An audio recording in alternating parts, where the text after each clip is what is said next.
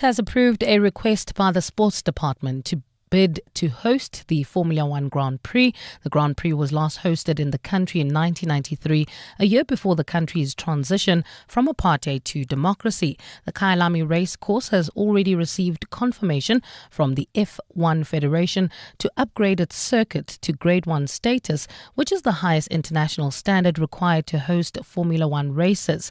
At a media briefing today, Minister in the Presidency Khumbudzo Ntshavheni said the bid will be to host the event for 3 years starting in 2027. The bid is fully financially supported by reputable South African private sector, and if successful, will continue to create jobs and economic development as we prepare to host. The mere granting of an opportunity for South Africa to bid for the prestigious Formula One Grand Prix is an affirmation of South Africa as an important world actor and the confidence in the country. We'll shift our focus to this now. The Commission of Inquiry looking into the Usindiso building fire has recommended the establishment of a Directorate for Property Management. This directorate would manage all city-owned buildings in the inner city to prevent the illegal occupation of the properties. The Commission has concluded Part 2 of its investigation, which focused on probing the prevalence of hijacked buildings in the Joburg CBD.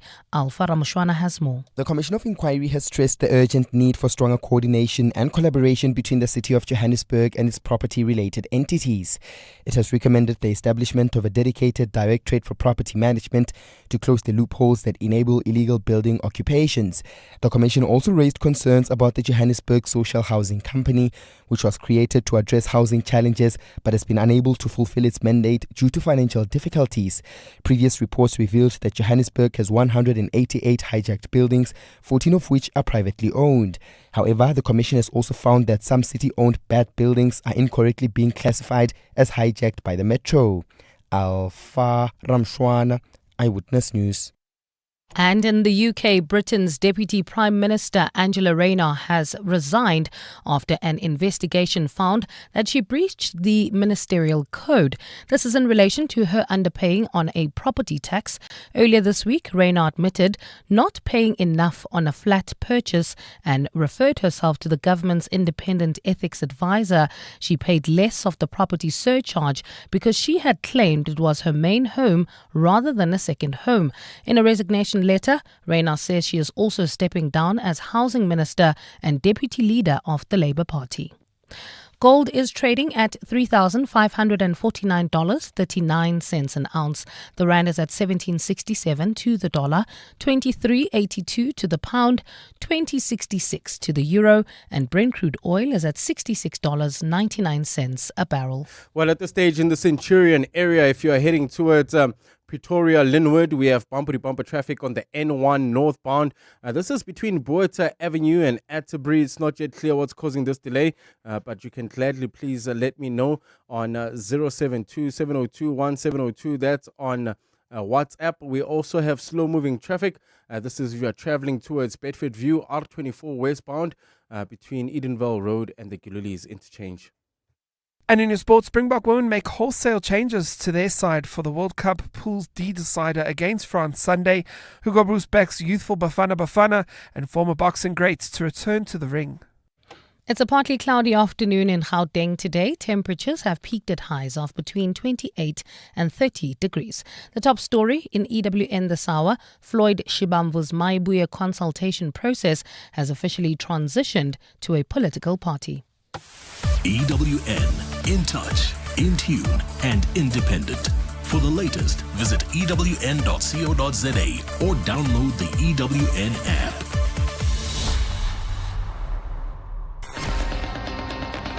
You're with John Perlman on 702. Streaming on the Prime Media Plus app, DSTV channel 856, 92.7 and 106 FM.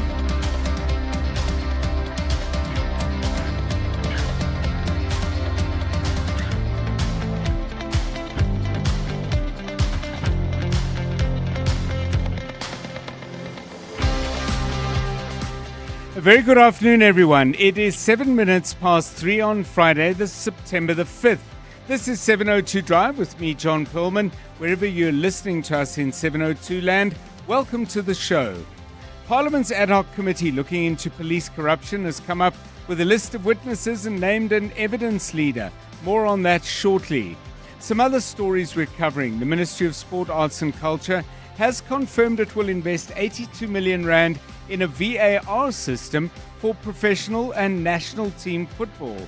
Shouldn't the elite level of the game, though, with its generous sponsorships and strong financial backing, be paying for this themselves? We'll look at that after 4. If I asked you to estimate what the average age of soldiers in the SANDF is, what would your guess be? It's an important number, and right now the number, to me at least, looks rather high. But we'll get an expert opinion on that with defense analyst Darren Willefear. That's coming up at about 3:20. And in our weekly feature, A Song, a Book and a Dish, we'll spend time talking books and music and food with this man.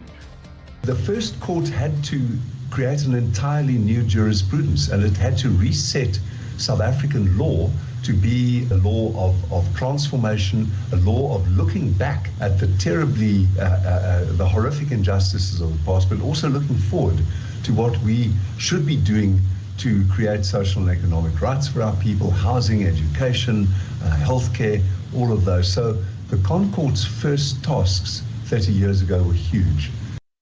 Former Constitutional Court Judge Edwin Cameron joining us at around 6:25. We've got all that and a whole lot more on 702 Drive, including breaking news from the roads in our regular traffic updates. And of course, we'll keep you up to date on what's happening on the markets. Speaking of which, the JSE ending the week with a real bang. The All Share up by around 1,190 points.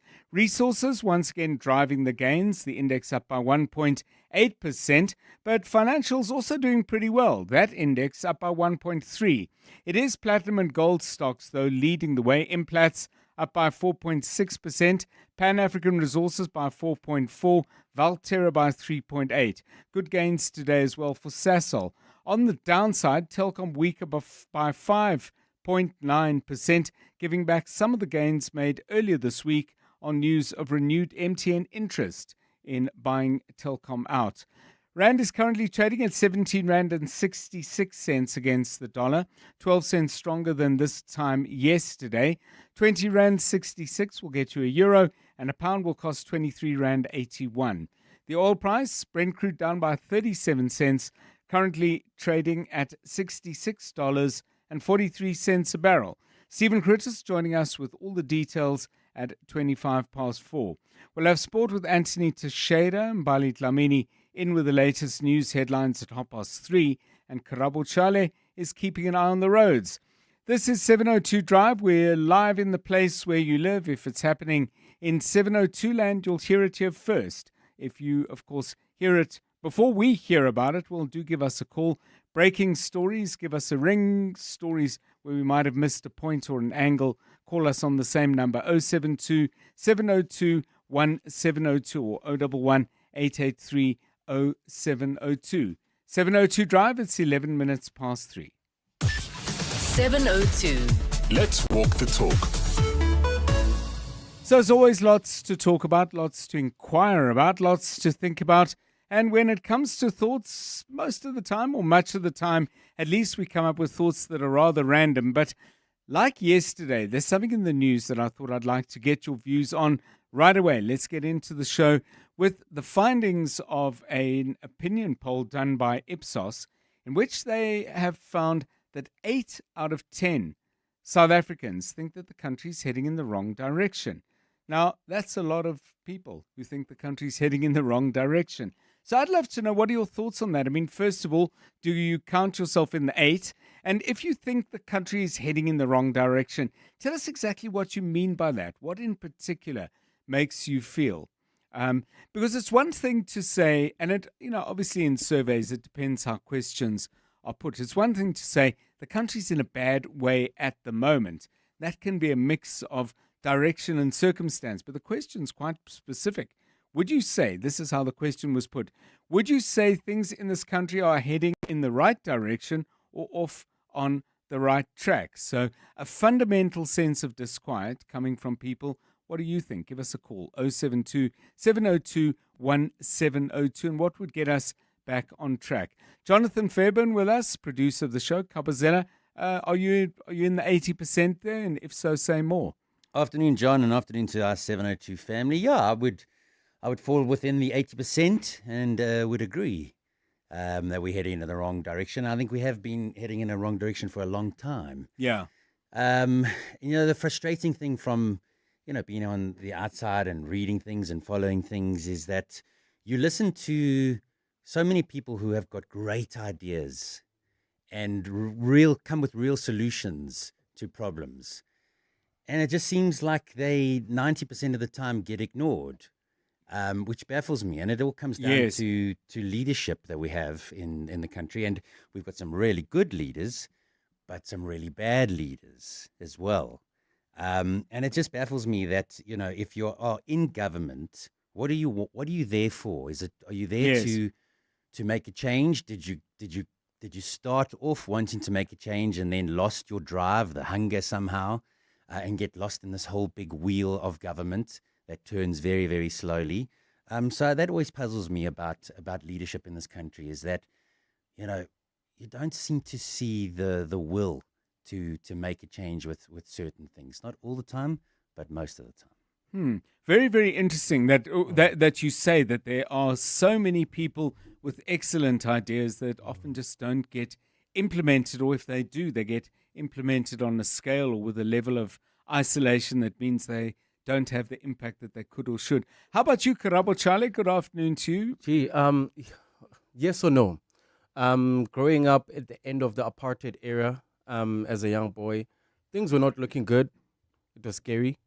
And it was anxious times when Chris Hani died and we don't know what was going to happen. Could have easily turned out to be a civil war. So we knew, okay, the country is going on a downhill spiral right now.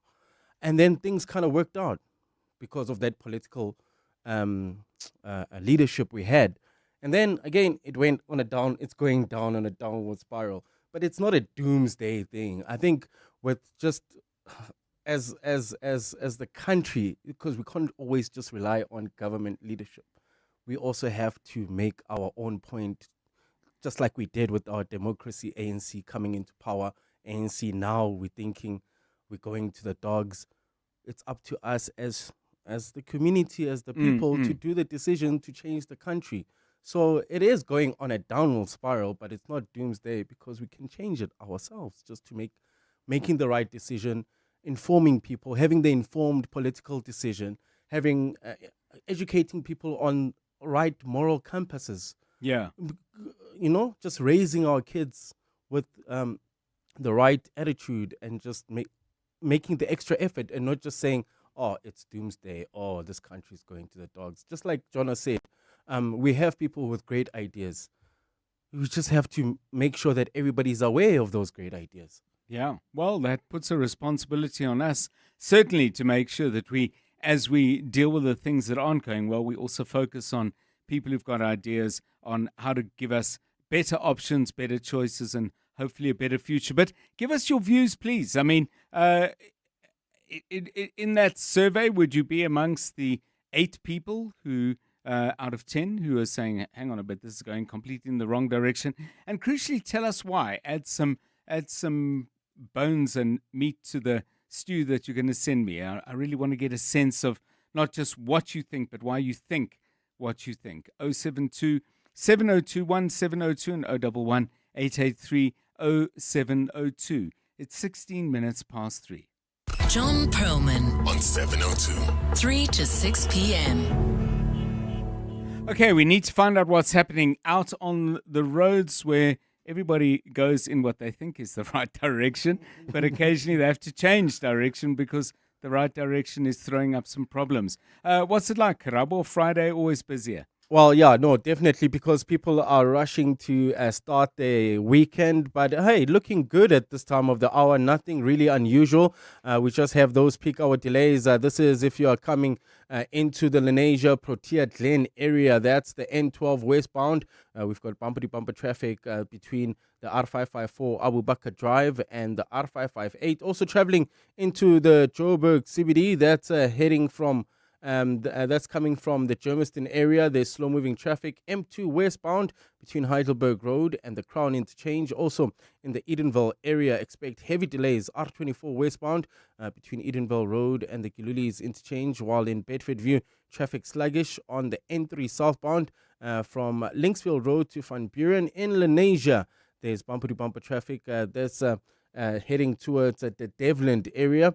Roadworks causing delays on the Golden Highway between the N1 and Union Avenue. If you come across any other traffic issues, please WhatsApp us on 072 702 1702. Aubrey Masango, Weekday evenings. 8 to midnight. An 81-year-old doctor from the Free State has admitted to putting a man in a shallow grave who were coming to, according to him, attack his farm. He claims that he buried that man because that man's body would have been eaten by the jackal. Not too long ago, we were dealing with a story of a farmer and his accomplices killing 2 black women and feeding them to the pigs. Things have been happening in the farm. And I hope that people like Donald Trump and his friends here in South Africa are watching these stories unfold. Aubrey Masango. 8 to midnight on 702. 702. At the heart of global conversations shaping the future, Africa's voice matters more than ever. As Africa's largest bank by assets and lead sponsor of the B20 Summit, Standard Bank Group is proud to spotlight the continent's growth, partnerships and potential on the world stage.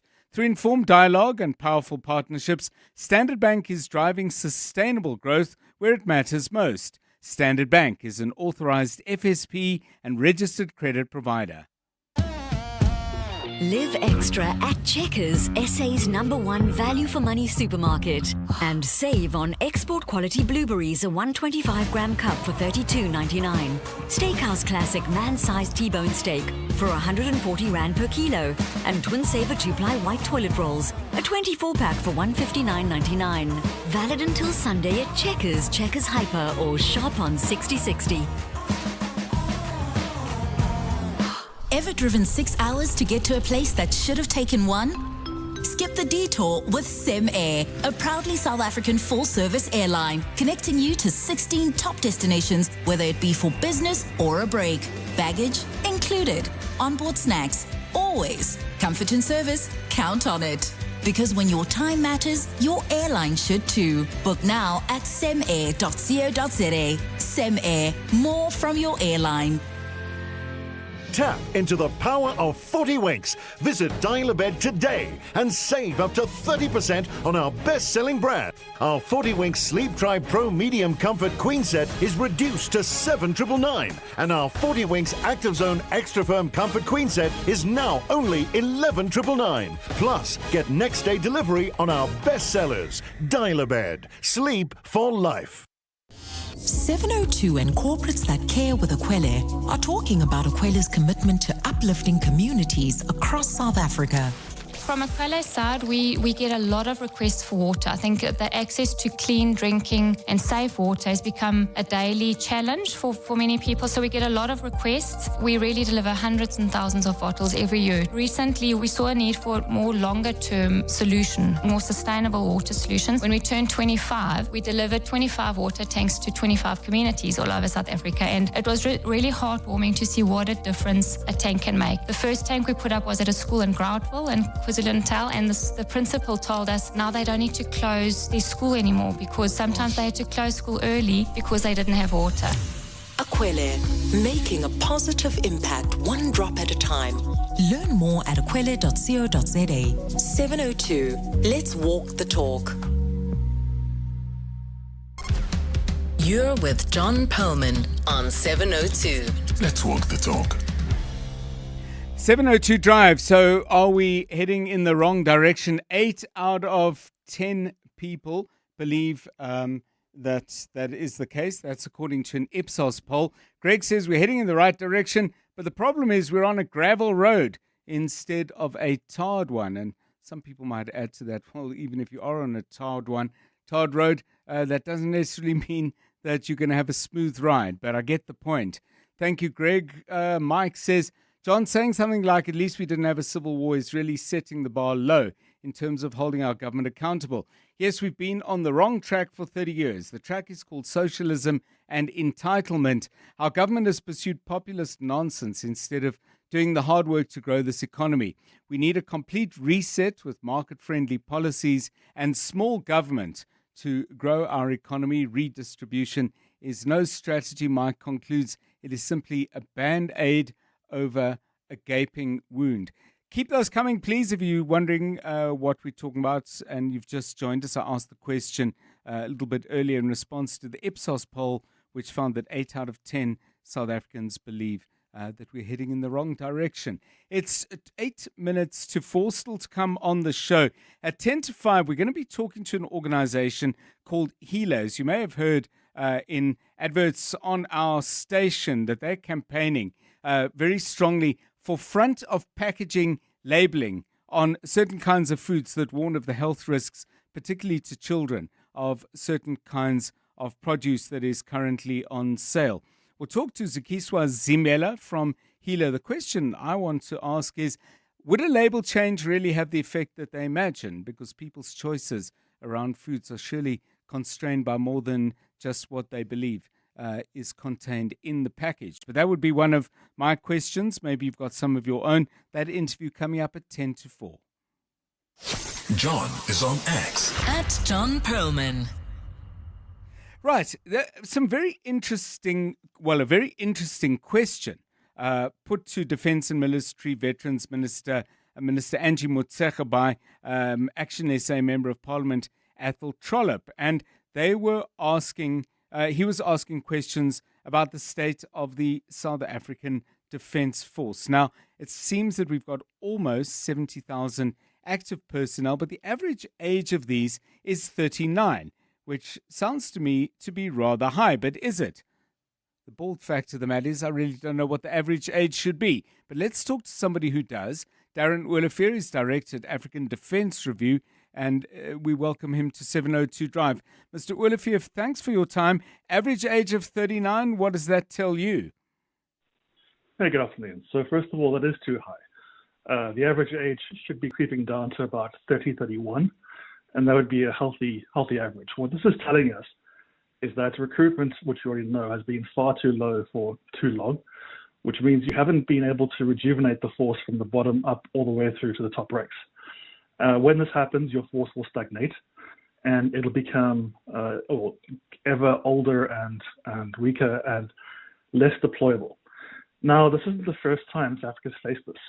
Back in the 90s, when South Africa did integration of the SADF and liberation armies like MK and APLA, it had a similar problem because it didn't do any recruitment for about 10 years. Yes. Then it introduced a new recruitment model called the MSDS. The concept of MSDS was that you received a 2-year contract. The first year was training, second year was service, but this contract paid very low. It paid about, I think, 1/3 of what the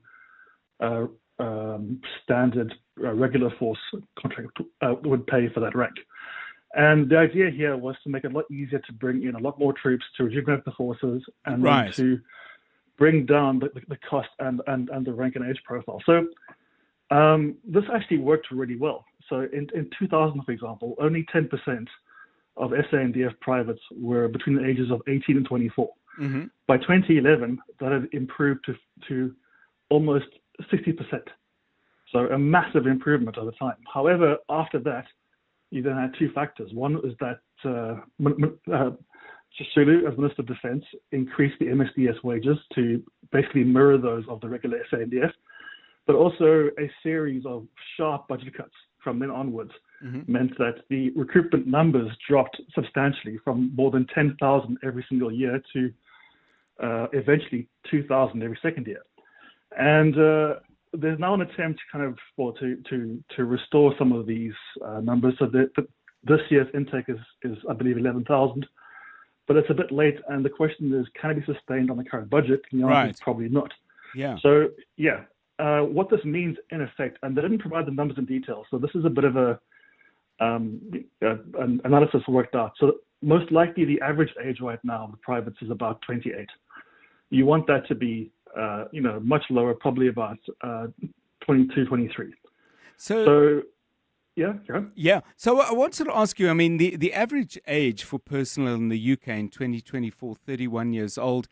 In the US, much younger, in the low 20s. But the other figure that really jumped out for me is if you look at the senior management system, General, Admiral, Brigadier General, Rear Admiral, I don't know all the ranks and how they're calibrated, but a personnel count of 230, that sounds to me to be a lot of people. I mean, I would assume that to some degree moving up through the ranks reflects years of service, but fundamentally, isn't this meant to be an active, energetic, and very, very focused, high-level leadership? 230 sounds a lot to me, but is it?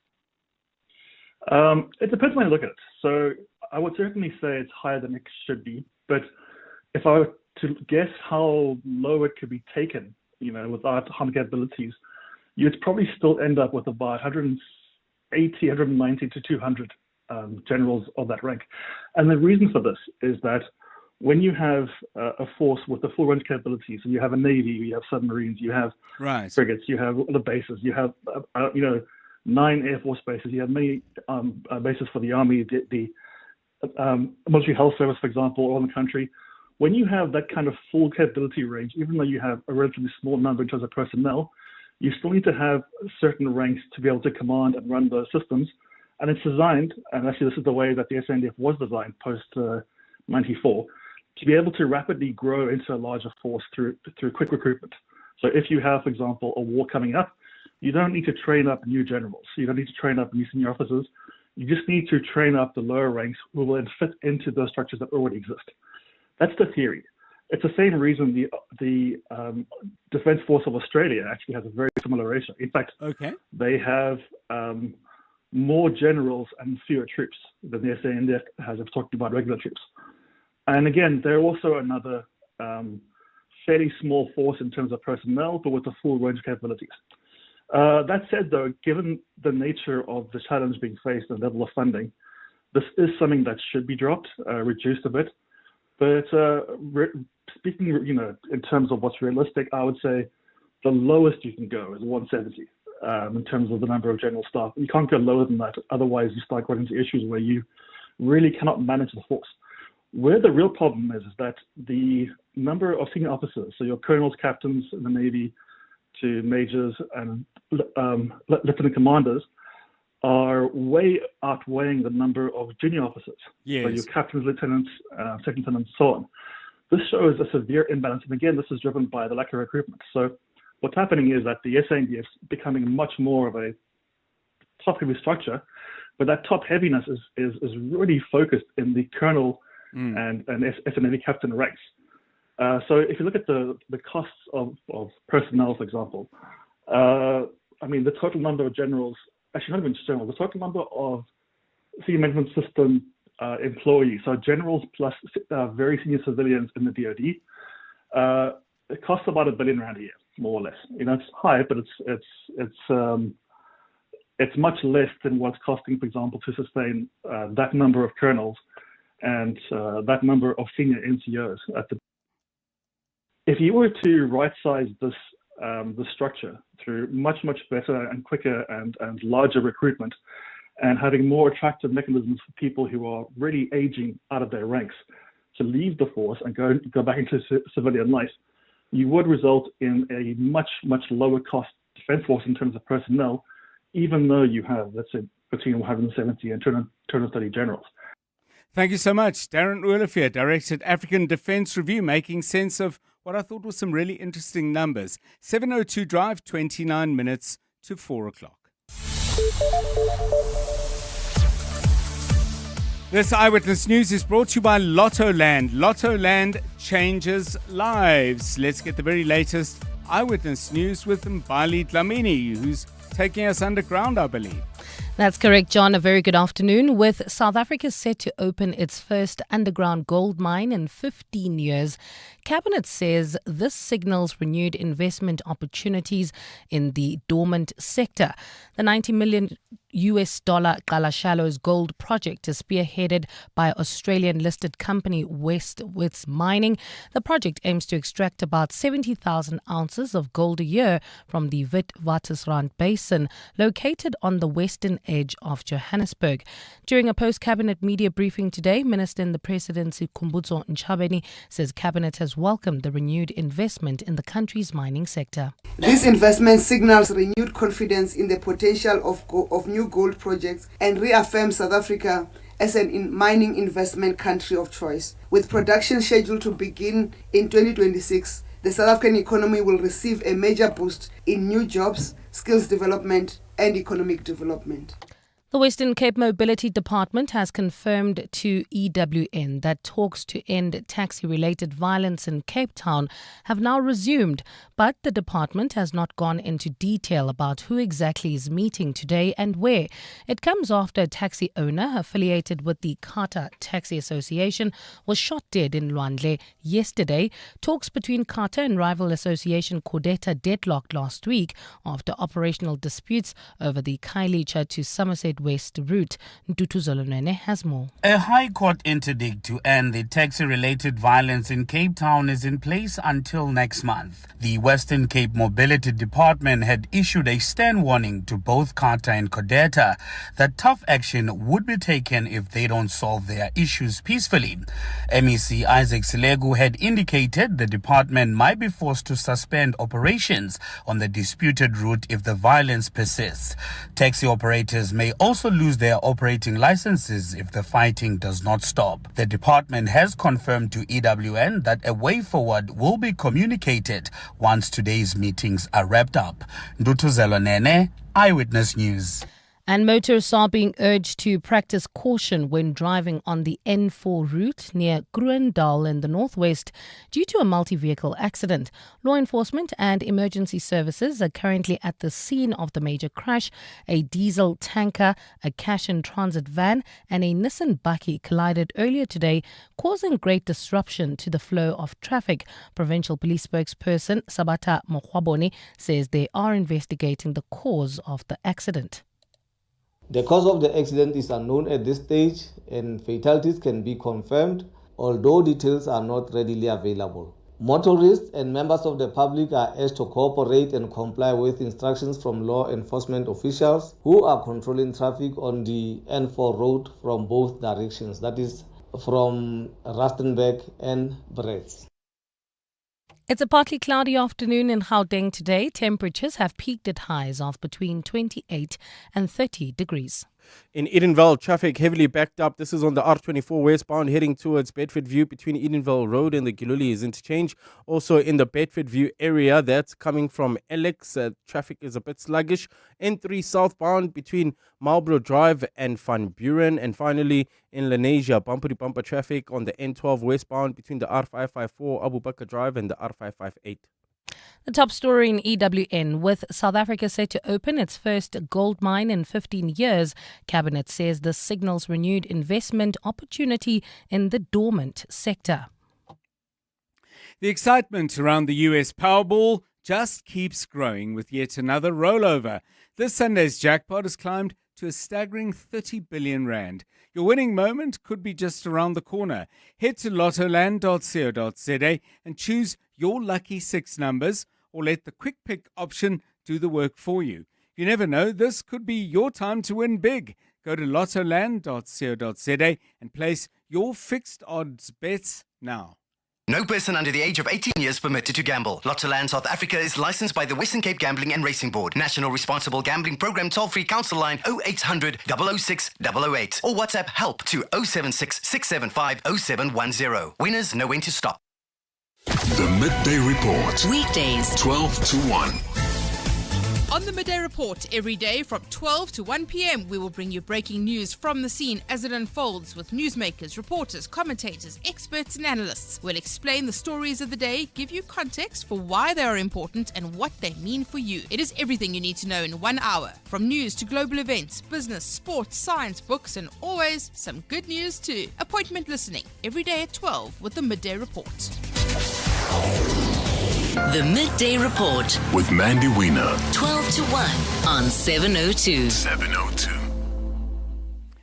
They've stood tall, served hard and dreamed big. Now it's time to honour the best among them. It's Gauteng's greatest awards with 702, powered by Yoko. Tune in on Tuesday 9 September from 6 a.m. when we reveal the winners and celebrate the excellence that makes Gauteng feel like home. Because every time a business wins, the whole community shines. Gauteng's greatest awards with Yoko, powered by Yoko. Let Yoko counter fuel your business to greatness. Go to yoko.com to explore the new point of sale solution, saving hundreds of businesses time and money. Are you looking for the best savings on spectacles? At Specsavers, enjoy 1,500 Rand off when you get tested at South Africa's trusted and most established optical group. Get 1,500 Rand off all frames in store, or use your 1,500 Rand off on our leading lens enhancements, such as drive light lenses that reduce artificial glare whilst driving. Book online or call your nearest store today. Affordable eye care, Specsavers. T's and C's apply. Let me get this right, Ron. You're a plumber by day and Pretoria's smoothest wedding DJ by night. Yeah, it started out as a passion and now I've got bookings until December. And a smoke machine that needs its own seatbelt. And you sold your car to buy a van through We Buy Cars. Brew, it was music to my ears. Zero admin, no long queues. They pulled in, checked it out, and before I knew it, I had cash in the bank. Now that's a banger. We Buy Cars. Geared for your passion, geared for you. 702. WhatsApp John on 072 702 1702. John, good afternoon, and the team there. Look, I'm definitely no doubt I'm part of that particular aid. Things have been going pear-shaped and for ages. Look, I thought we've learned, just as we thought things are taking shape, things are going into order. We would have learned from the Nkandla days, if you remember, about a decade ago. But ever since, it means we have not learned. Corruption has gone to another level. What about crime? Crime, I'll zoom into specifics here. I have never imagined myself being unsafe in church. People, robbing us as the congregants in church. There's just so many things. People coming into the house, raping a 2-year-old, a 6-year-old. Definitely, things are not going well in this country. I'm not going to talk about unemployment. It's really so high. There's just so many things. Our country is not improving. Actually, things are going from bad to worse. Joseph Rosley. Hi, John. Definitely, we are heading into the wrong direction, and we have ourselves to be blamed. Guess what's gonna happen tomorrow? After all that happened, we're still gonna vote for the same parties. Same parties. That's what we're gonna do. And then tomorrow we're gonna cry again and say, yeah, but the country is falling the wrong way. Dukes from Roodepoort. But it's all self-inflicted by us. Thanks.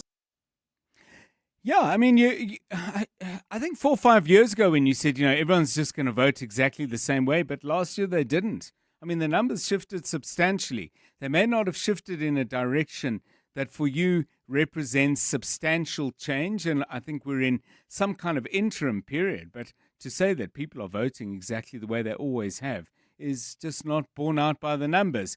We will find out how much that trend is continuing and in what kinds of directions when we have local government elections next year. But yeah, I think to say everything is as it has always been is not the way it looks to me. But your thoughts, please. 19 minutes to 4. EWN Sport. This EWN Sport is brought to you by JQ. Start here and let nothing stop you. Not even traffic. Let's get the very latest now from Anthony Teixeira. Grand Prix progress. Yeah, good afternoon, John. That is right. South Africa has taken a step closer to hosting a first Formula One Grand Prix in the country since 1993. Cabinet has approved the Sports Department's request to bid to host the event at the Kyalami Racecourse for 3 years starting in 2027. The track has already received confirmation from the sports governing body to upgrade its circuit to a Grade 1 status. Meanwhile, the Springbok women will be led for the first time by Babalwa Lacha in the Pool D decider at the Women's Rugby World Cup against France Sunday. Coach Swayze de Bruin has made wholesale changes to the matchday 23, with them having already qualified for the knockouts. Yeah, that's such an exciting time in the camp, the fact that we beat Italy. We can rest a few players that the doc recommends, and so now all 32 of the players would have played after 3 games, and that's exactly what you want. You've got to stake your claim and pick yourself if you want to. In football, Bafana will look to take a giant step and potentially move towards qualifying for the 2026 FIFA World Cup this evening as they take on Lesotho in qualifying action. In the build-up to this game, Coach Hugo Bruce has lost several key players, including Themba Zwane, but he's confident that the players that he has called up to do the replacements can do the job. When such things should happen, that so many players are not there because of injuries and not playing in their club, we should have been in big trouble. This is not the case anymore now. We have players and okay, you can discuss this one is a little bit better than this one, but I'm not afraid because of those players are not there now. I see what I saw. I saw what I see on training. So with those young guys, they're so motivated. They give them for 100%. Kickoff is 6 p.m. Switching to tennis, Aryna Sabalenka will defend her US Open title after she fought from a set down to beat Jessica Pegula in the semi-finals. The world number 1 will face Amanda Anisimova, who's now made its back-to-back Grand Slam final appearances following a 3-set victory over Naomi Osaka.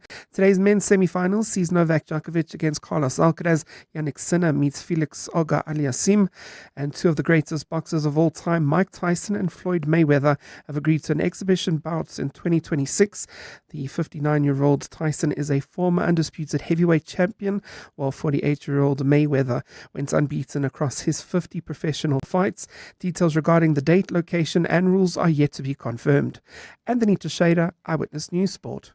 They'll tell you to wait until you're ready, until the plan is perfect, until you have it all together. But let's be real. Anyone who's done anything started without enough. They started nervous, started without a plan, until the hustle made sense. They started anyway.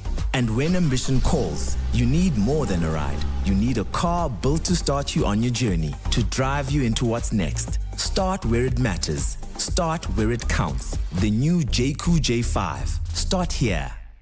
You're with John Perlman on 702.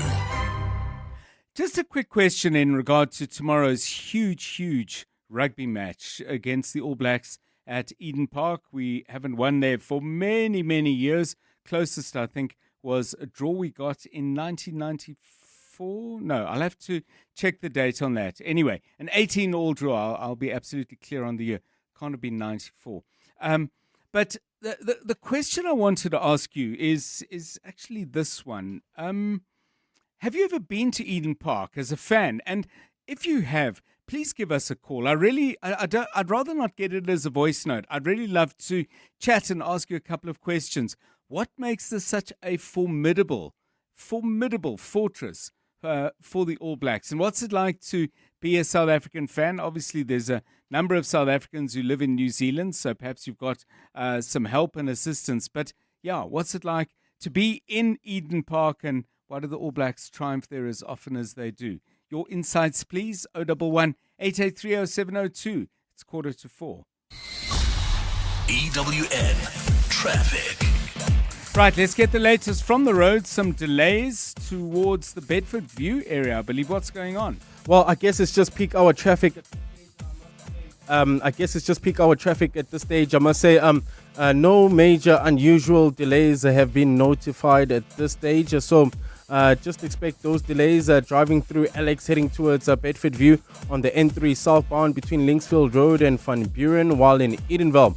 Also, bumper traffic that's also traveling through the Bedford View area.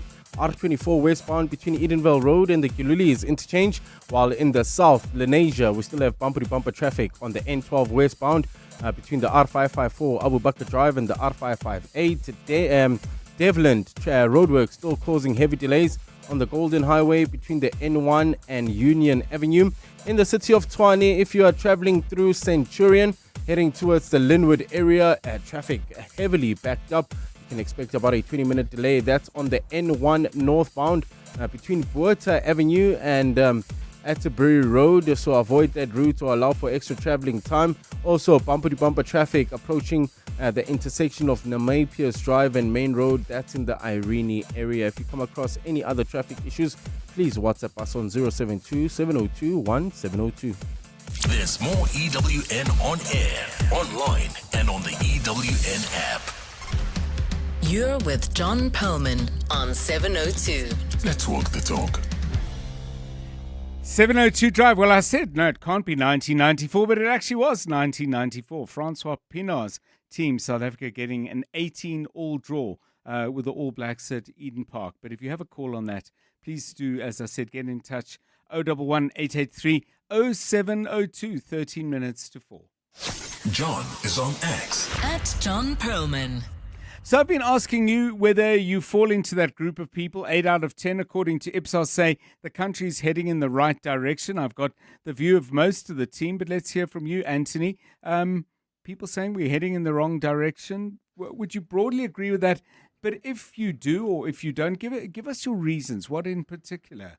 I don't agree with it, to be honest with you. And the reason why I say that is because I'm fortunate enough that I get to see a lot of Portuguese news as well. Mm-hmm. When I'm sitting with my godmother, we watch it. And so you're constantly seeing the issues that like Portugal is facing at this moment. And they seem to echo the same sort of sentiments that it's going down, that it's a struggle. And so you can't help but to feel that maybe this is just a general feeling across the globe, that this is just something that everybody feels about their country. So therefore, if everybody feels this way, my thought is it can't be as bad as we think it is. And so maybe it isn't the strides that we thought we would see or what we've wanted to see, yes, especially post-COVID. But at the same time, it's not like we've completely fallen apart, in my personal opinion. Yeah, I'll share some thoughts of my own. I mean, I distinguish between things that are setbacks and things that represent the structural undermining of our ability to fix things. And I think increasingly the injuries we're suffering are much, much deeper wounds. I mean, I don't know what a medical analogy to use, but I think we've got some kind of that, they almost feel like potentially terminal illnesses. So you can steal money up to a point, but then we're starting to see the consequences now of money being stolen for such a length of time on such a scale, where the absence of that money means you can't do basic things anymore. And you just have to look at what's happening to people out on the west side of Johannesburg, where money systematically misspent or stolen from the city of Johannesburg means that the most basic infrastructure to provide water, so we had people on saying, you know, this has been going on for 10 years. So that's the stuff that worries me, is when it becomes, you know, it's like you go to the doctor and the doctor says, you've got this problem, but take this and you'll feel better. And then there are those other medical appointments where they say, well, this is bad. You've actually got something that might actually end your ability to live your life properly and might end your life altogether. And those are the bits that worry me, I must say. But we'll keep getting your calls. Please send them on 011-883-0702 and 072-702-1702. It's 10 minutes to 4. Drive home with John Perlman on 702. Let's walk the talk. Speaking of the water situation, we did ask Joburg Water to come on the show after 5. Unfortunately, they're not available. So we'll have to perhaps cover that story in another way. But if you're finding yourself short of water, I don't know if it's anything comparable with people that we heard from earlier this week in Coronationville, but do update us on what you've been living with water-wise over the last year or so. 702 Drive, it's 9 minutes to 4. John is on X. At John Perlman. Now, you will have been aware on 702 because they've been sharing their messages with you on our station and through the Prime Media Group. There is an organization called Healer, and they are pushing for front of package warning labels on South African food. They're concerned about what they say is a worsening health crisis, and they believe it's linked to ultra-processed foods and the way in which these are marketed, in particular to children. A couple of questions I have about the campaign, and we thought we'd invite them on. Sukiswa Zimela is Healer's Communications Manager and joins us now. Very good afternoon to you, and thank you for your time. What would a front of package warning label on the kind of food that you're concerned about actually say? I mean, give us a sense of what it would look like and what the message would be. Good afternoon to you. Good afternoon, and thank you so much for having me on the show. So the warning labels would be easy to understand kind of emblems. What we'll have is our triangles, which highlight whether the foods are high in salt, high in sugar, high in saturated fat, or contain artificial sweeteners. On the sidebar of these triangles, we'll have a warning written there, just to make sure that people are able to see them clearly and they stand out from these very busy packages that these foods are often inside. But what would the warning say? I mean, the smoking warning on cigarette boxes, for example, follow a script saying this could make you sick and could kill you. What would be the equivalent on the food you're concerned about?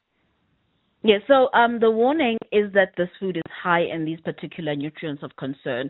So it doesn't make any health claims, but it just gives the consumer an idea of what it is that they're eating, just in case they want to make better food decisions for themselves, or if they have certain foods that they need to avoid, they'll be able to identify them readily instead of having to look at the back of pack, which is often complicated for people who are not, Yes. Highly literate in nutrition. So, I mean, what conclusion are you hoping people will draw? Because people may say, well, this is high in salt, this is high in sugar, high in fat, or whatever, or all three. But I happen to like it. And more crucially, I would say in many instances, this is what I can find or afford. Definitely. I mean, we understand that the food system in South Africa is a complicated thing. This is not a measure that's going to immediately resolve everything. But I think what is important is that this tool can be used, to further reduce the overconsumption of these unhealthy foods. In some countries, they've used foods that have these warning labels to say we're not going to have these in schools for our children. Something else that the regulation does is that it prohibits the marketing of unhealthy foods to children who we know are very vulnerable. So there's a number of things that could be done with these labels, and we believe that this is the first step, indeed, to trying to make a difference in a very complicated situation. How will you tell people what too much salt, too much sugar, too much fat actually looks like? Because I would assume it's a mix of what is in that food, but I would have equally thought it has to do with how much of that food you eat and what else you eat. So the regulations are, work with something that we call a nutrient profile model. Right. So what researchers have done is that they have come to, an agreement on what the thresholds would be with the National Department of Health. So foods that are over that threshold are the ones that will carry those warning labels. What I want to understand, and maybe the cigarette analogy is not entirely accurate, but my understanding is there is no safe way to smoke, but there surely must be a level to which one can eat crisps, chocolates. I don't know how wide the definition of ultra processed foods goes, but I'm sure it's not just treats. It could be things that are core part of diet as well. I'm sorry, John, you cut off a little bit there in the beginning. Could you please repeat the question? Yes, sure. So, I mean, for me with cigarettes, it's fairly straightforward. There isn't really a safe way to smoke.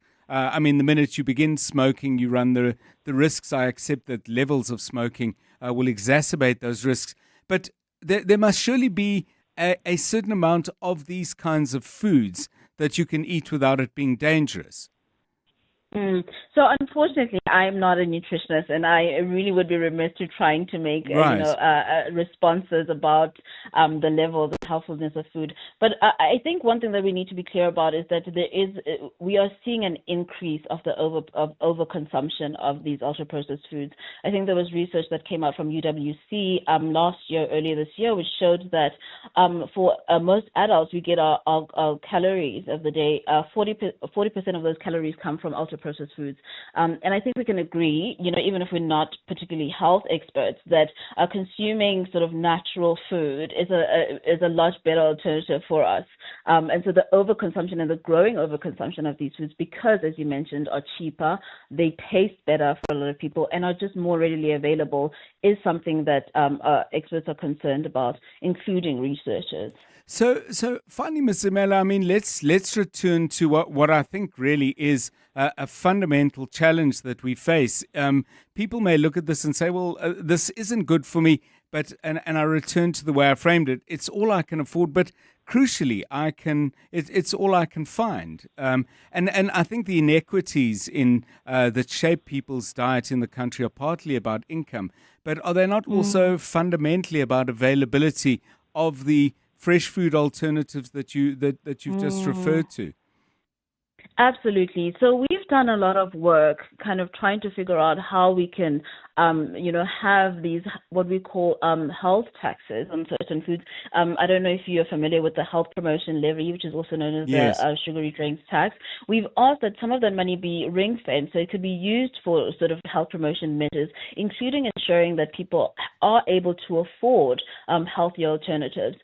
Some countries that have the front of pack warning label have moved to tax some of these unhealthy foods and use that money to increase the availability and of these healthier foods. So we're not coming in here and saying this is the ultimate solution, but we're trying to provide some kind of assistance, because this is a very big issue. The food system is complicated, and I think it requires a lot of minds to think about it. But this is a very first step and a low-hanging sort of intervention that we believe should be used.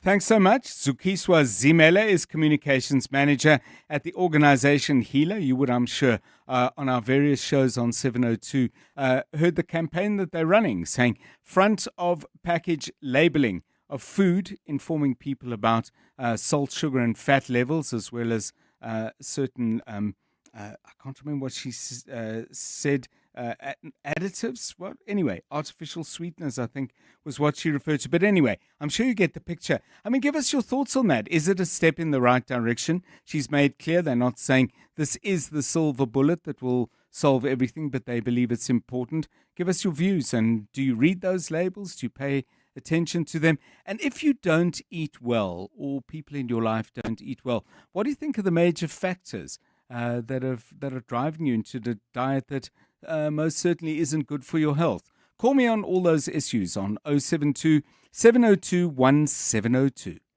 In the last 24 hours, this is what's happened in your world. Some Black Pan residents on the East Rand say they fear returning to their homes following a shooting in the area. People at Plastic City Informal Settlement heard shots being fired yesterday morning as they were getting ready for the day. Police say illegal miners have been fighting amongst themselves in the area in recent days. On 30 August, it is reported that the illegal miners emerged from a nearby dumping site and started shooting randomly, killing 2 people. On Thursday, a similar incident occurred. No fatalities were reported, but several homes were torched. EWN, in touch, in tune, and independent.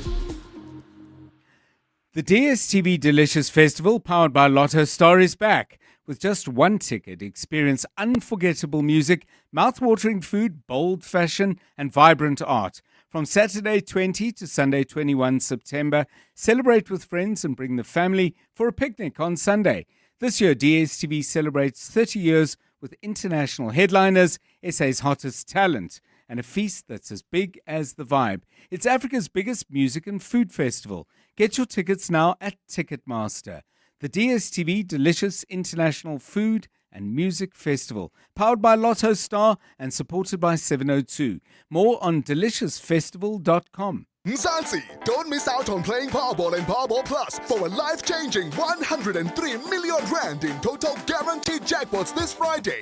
That's right, play Powerball for the guaranteed 50 million rand and Powerball Plus for the guaranteed 53 million rand today. Buy your tickets now in store on nationallottery.co.za, the mobile app, cell phone banking, or simply dial *120 *7529# for USSD. Panda, Pusha, play. Players must be 18 years old, but play responsibly. E2 is the proud operator of the National Lottery. When I say insurance, you say pineapple. Insurance. Pineapple. Insurance. Pineapple. Insurance. Pineapple. Pineapple FSP 48650 is underwritten by Omart Insure Limited, a licensed non-life insurer and authorized FSP. This is EWN. Another political party joins the playing field and Parliament's Police Corruption Committee to start working later this month.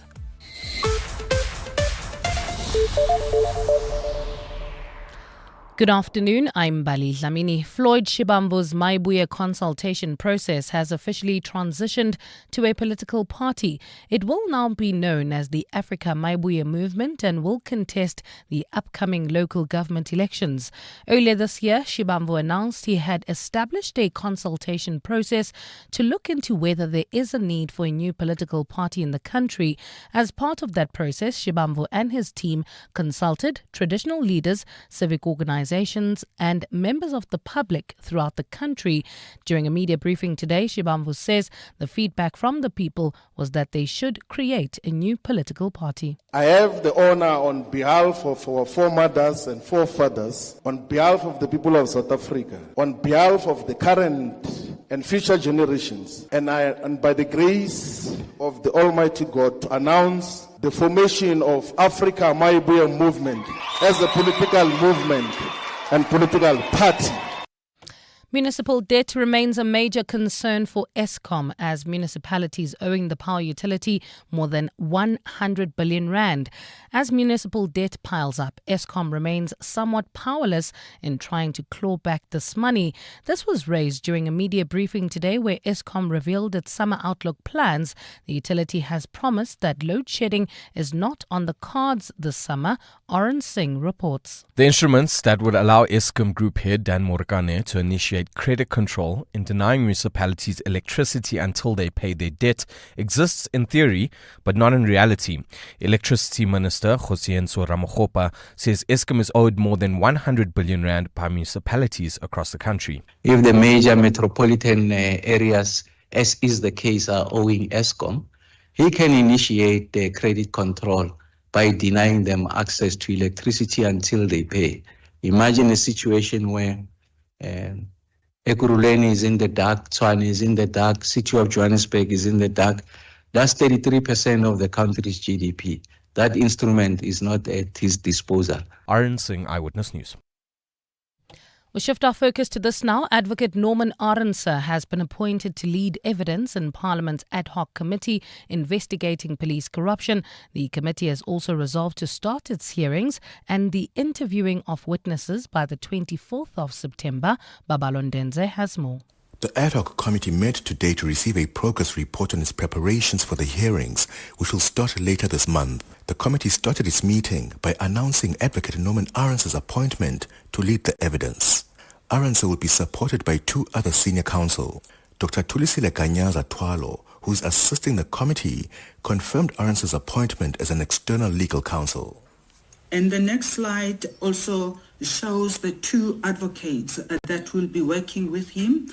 We have Advocate Maria Mugawetsi and also Advocate Lerato Zikalala, who are working together with the senior counsel, Advocate Norman Arendse. Parliament says it also sent invitation letters to Nhlanhla Mkhwanazi to appear, but he hasn't confirmed his availability yet due to his commitment at the Madlanga Commission, which will also start hearings later this month.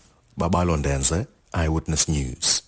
The Eastern Cape Health Department has raised concern over the health complications faced by pregnant minors during labour. MEC Ntandokazi Kapa says most teenagers who have given birth in the province had complications because their bodies were underdeveloped.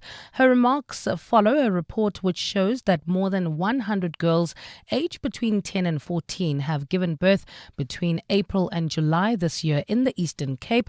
Kapa says the health facilities where these cases are recorded must report them to the police for further action. It contributes to the number of neonatal deaths, people that die whilst they have been born in our facility.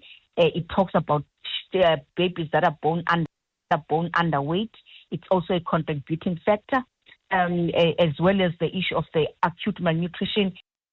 And in the UK, Britain's Deputy Prime Minister Angela Rayner has resigned after an investigation found she had breached the ministerial code. This is in relation to her underpaying on a property tax. Earlier this week, Rayner admitted not paying enough on a flat purchase and referred herself to the government's independent ethics advisor. She paid less of the property surcharge because she had claimed it was her main home rather than a secondary home. In her resignation letter today, Rayner says she is also stepping down as Housing Minister as well as the Deputy Leader of the Labour Party. Gold is trading at $3,581.40 an ounce. The rand is at 17.58 to the dollar, 23.77 to the pound, 20.61 to the euro, and Brent crude oil is at $66.99 a barrel. In the city of Tshwane, expect heavy delays in the Centurion area heading towards Linwood. That's on the N1 northbound from Botha Avenue to Atterbury Road in Irene. Traffic is also congested approaching the intersection of Nelmapius Drive and Main Road. And in Ekurhuleni, there's heavy delays in Edenvale, R24 westbound. That's traveling towards Bedford View between Edenvale Road and the Gilulis interchange. And in your sport, Hugo Bruce reflects on his career ahead of Bafana's crucial World Cup qualifier against Lesotho this evening. Arina Sabalenka books the US Open final spot, but has one eye on the Battle of the Sexes match against Nick Kyrgios, and Hamilton heads FP1 Ferrari 1-2 in Italy. A partly cloudy Saturday in store for Gauteng tomorrow with afternoon showers expected. Joburg dropping to overnight lows of 11 degrees, peaking at 27. Pretoria 14 and 29 and Vereeniging 7 and 28 degrees. The top story in EWN this hour, Floyd Shibamvu's Maibuya consultation process has officially transitioned to a political party. EWN, in touch, in tune and independent. For the latest, visit ewn.co.za or download the EWN app. 7:02. Drive home with John Perlman. John Perlman, 3 to 6 p.m. on 92.7 and 106 FM. Let's walk the talk. 7:02 Drive, it's 9 minutes past 4. So South Africa has yet another political party, as you heard there a moment ago from Mbali Dlamini. We'll chat a little bit later perhaps to our reporter Tabiso Goba, who was at Floyd Shibambu's press conference. The Africa Maibuya movement, is there room for another party? Is it? I haven't yet read through their manifesto. I don't know if that's the right word for it. They're going to be putting their details of what the party's going to be all about. They talk about themselves as having a restoration manifesto, also a list of officials. All that'll be online. I'll keep trawling the internet. Haven't had a chance to look carefully. So I think I've got a fairly good idea based on Mr. Shibambu's previous political pronouncements and the parties that he's belonged to on what kind of messages they'll be putting out. I'm sure there'll be some differences as well. But a party of that nature, is it capturing your imagination? Do you think it will do well, has a chance to at least eat one slice of the large political pie in this country? Or are they trying to get food that is already on someone else's plate? Give us your views on that on 011 883 0702 and 072 702 1702. Still to come on the show, we do some regulars on a Friday, 10 to 5. Randall Abrams coming in with Randall's one song, going back into the 70s to a group that I really like. I'll wait for him to tell you who they are and why he's chosen them. That's coming up in about 40 minutes' time. And then later in the show, our other regular Friday feature, Song, a Book and a Dish. We take somebody who's well known. We ask them to pick a song that either reflects something about themselves or marks a particular moment in their lives. They choose an inspiring book. We talk about food and in particular meals shared with people and why those meals mattered in addition to what was on the plate. Our guest, former constitutional judge Justice Edwin Cameron, who is currently involved at a high level with inspecting South African prisons. He's with us from about 20 minutes to 6 o'clock. Right now it's 11 minutes past 4. Some of you have views on food labels. Others have something to say about elections. Let's take a listen. 702. WhatsApp John on 072 702 1702. Good afternoon, John. Show me a person today who looks at the label to make a determination whether they're going to buy a product or not. I'm sure we look if a sauce is hot or extra hot. We'll look if a yogurt is plain or not. But for us to look into the detail of whether how much sugar this one has, nah, I don't think anybody takes the time to do all of that. I don't even think the focus should be on the branding of the product. No. If I'm buying something that has sugar, doesn't matter how much sugar it has. If I'm buying something with no sugar, I'm expecting it not to have sugar. So now if you're going to expect me to still read, no. Hi, John, it's Beryl. So I think, yes, the numbers are definitely shifting. But I think if we count the number of social grant recipients, the number of people that are receiving the minimum grant of 350, if we look at the people that are receiving the pension, the state pension, all of those people represent the ANC electorate, all of them. And that's a vast number of people. So you can be sure that no matter what, the ANC will continue to win elections, unfortunately. Well, we have some definitional issues there, Beryl. Thank you for that, and lots of food for thought in your message. But first of all, you say all grant recipients vote for the ANC. I mean, we don't even know if all grant recipients vote at all. And in what proportions they vote. Is it the same proportions as the rest of the populace?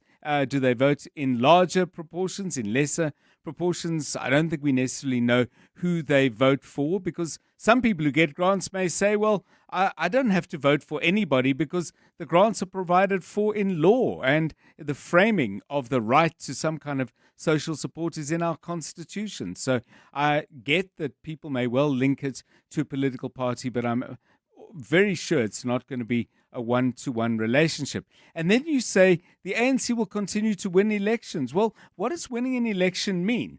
I mean, being the largest party is winning an election in one particular way, but that doesn't mean you have a majority. And if you don't have a majority, as we've seen in many different situations, in the province like KZN, in the government of national unity, and particularly and acutely at metro level, doesn't mean you can govern as you please. So I am not for 1 minute suggesting we have wholesale change in our politics, but to say there is none and that there are fundamental things that will never change, I have to disagree. But let's get your views, please, on 011 883 0702 and 072 702 1702, 4:15. EWN Traffic. Eyewitness News Traffic with Plumlink, your local plumbing store. Visit plumlink.co.za to find your nearest store. Karabo Chale, delays in Centurion, where and why? Yeah, not yet clear why we have these delays. I can just only assume that it's a normal peak hour traffic at this stage, but you can expect about a 20-minute delay. That's in the Centurion area, N1 northbound. from Boerta Avenue all the way to Atterbury Road. If you're on that route, let me know. You are our eyes and ears. WhatsApp us on 072-702-1702. We are also on X at EWN Traffic. Still in the city of Tshwane, there's traffic congestion. This is approaching the intersection of Nelmapius Drive and Main Road. That's in the Irene area. Also leaving the Pretoria CBD, traffic is a bit slow. This is on the Estiam Pahlele between Van der Hof and the R80. It looks like there's an accident scene there. In Ekurhuleni, traffic heavily backed up on Pretoria Road between CR Swart and Plain Road. Also expect some delays on the R24 westbound between Edenvale Road and the Gilulis interchange. Driving through Alex heading towards Germiston, there's slow moving traffic on the N3 southbound from Linksfield Road to Van Buren in the south of Joburg. Bumper-to-bumper traffic in Lenasia on the N12 westbound from the R554 Abu Bakr Drive and the R558. And in Devland, roadworks still causing some delays on the Golden Highway between the N1 and Union Avenue. If you have any other traffic issues to report, you can also SMS us on 31702. There's more EWN on air, online, and on the EWN app.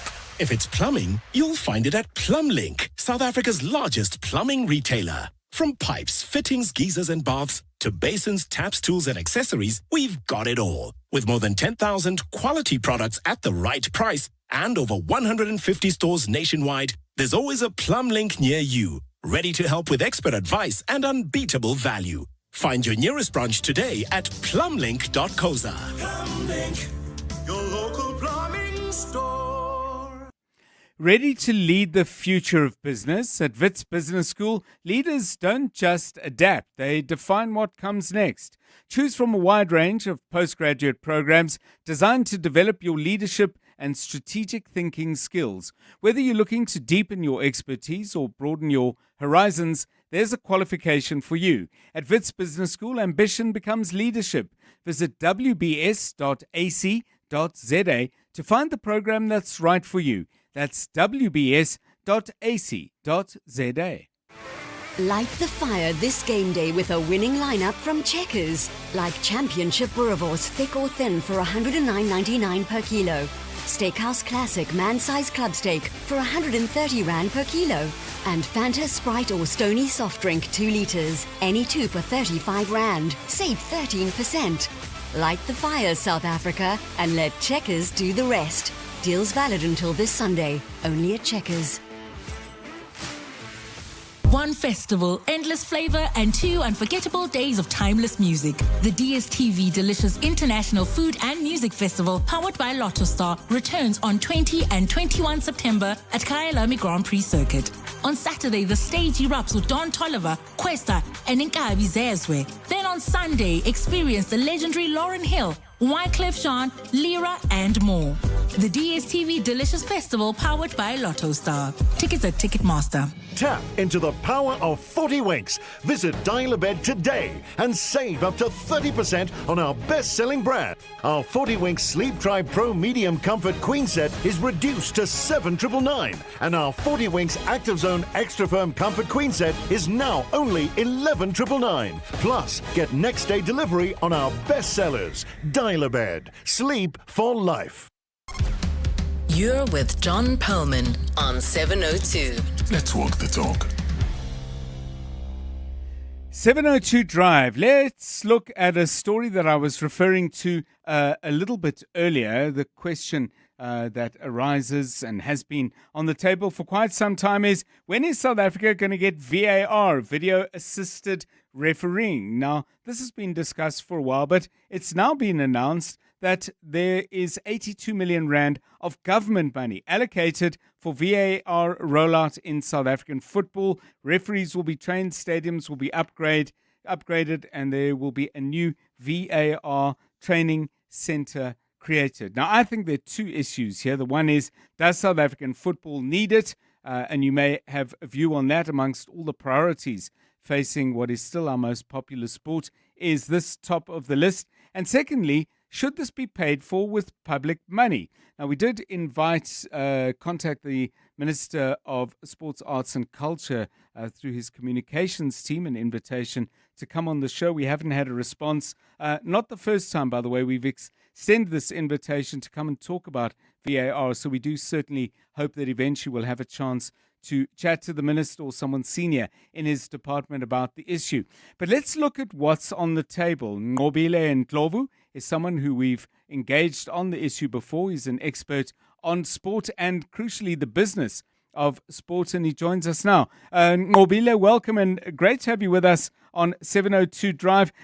We had you on a while back, and we talked about costs. Does 82 million rand sound to you like startup money, or does it sound to you like money that should cover all the key costs? John, good afternoon, and thanks for having me back again. I first started talking about the cost of VAR back in 2023. Okay. And I said at the time it would cost between 60 and 90 million rand annually to run. Right. There's a large cost in terms of the startup cost with regards to VAR. And this is the startup cost that is being spoken of here, because firstly, you have to get none of our teams in South Africa own any stadiums. So to put the infrastructure in, you have to come to some sort of agreement as to whether you're going to have that infrastructure permanently or temporarily.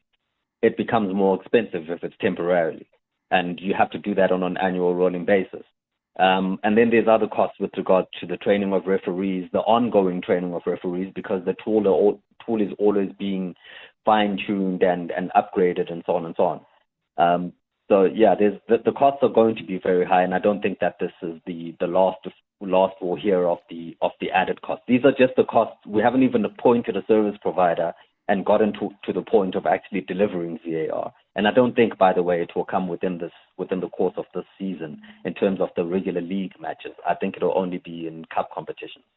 So in terms of the ongoing running costs, and I mean, this is a problem that I think it's fair to say government has run into before, where there's a capex cost and we have hospitals that are built, but the budget either is meant to come from a different department or a different level of government, for example, to pay nurse and doctors salaries and all of those kinds of things. If this is not properly funded going forward, does this become money that might, I wouldn't necessarily call it fruitless expenditure, but might not see the full value of the capex realized? Yeah, and the part of the challenge, I guess, also is the fact that within the minister's own budget for this year, almost all of the sporting codes had their budgets slashed, including SASCOC, which is essentially the mother body of all sport in South Africa. All of those had their budgets slashed. Now, part of the problem is if you're going to slash funding for all or whole matter of sporting codes, a lot of them for which there is no other funding besides this grant that they get from the Department of Sports, Arts and Culture, but then take 82 million towards VAR. It's a little bit of a problem, because to say, well, why do they get to get that money and we don't? And those sports all have grassroots programs, et cetera, that really need this money. It's a bit of a challenge to say, we're going to allocate this specifically to VAR because it's a sport that's in the public limelight and has issues. All of those other sports are, in their own way, have their own, fan bases and people that support them. So how do you justify, shifting the money towards that? And we're not even speaking about other issues with regards to youth unemployment, et cetera, yes. et cetera. Well, let's stay in the realms of sport, though, Nqobile, and get your view on this. I mean, SAFA is being challenged at the level of the courts on the way it spends money. This is an asset, presumably. This is a cost that they might have had to incur if they were to do it themselves. The PSL, my understanding, has over the years been pretty well funded. Certainly some big partnerships announced over the past 12 months. I'm a little surprised to see that they don't seem to be putting any money at all in the case of the PSL, but in the case of SAFA, is this perhaps not going to be seen as reward for less than good behavior and a lower than desired level of probity in the way they run their own business? Well, John, there isn't any money. There isn't enough money coming between SAFA and the PSL jointly, essentially, to pay for VAR. That's why this money is having to come out of the Yes. fiscus of the Department of Sports, Arts and Culture. So that's issue number one.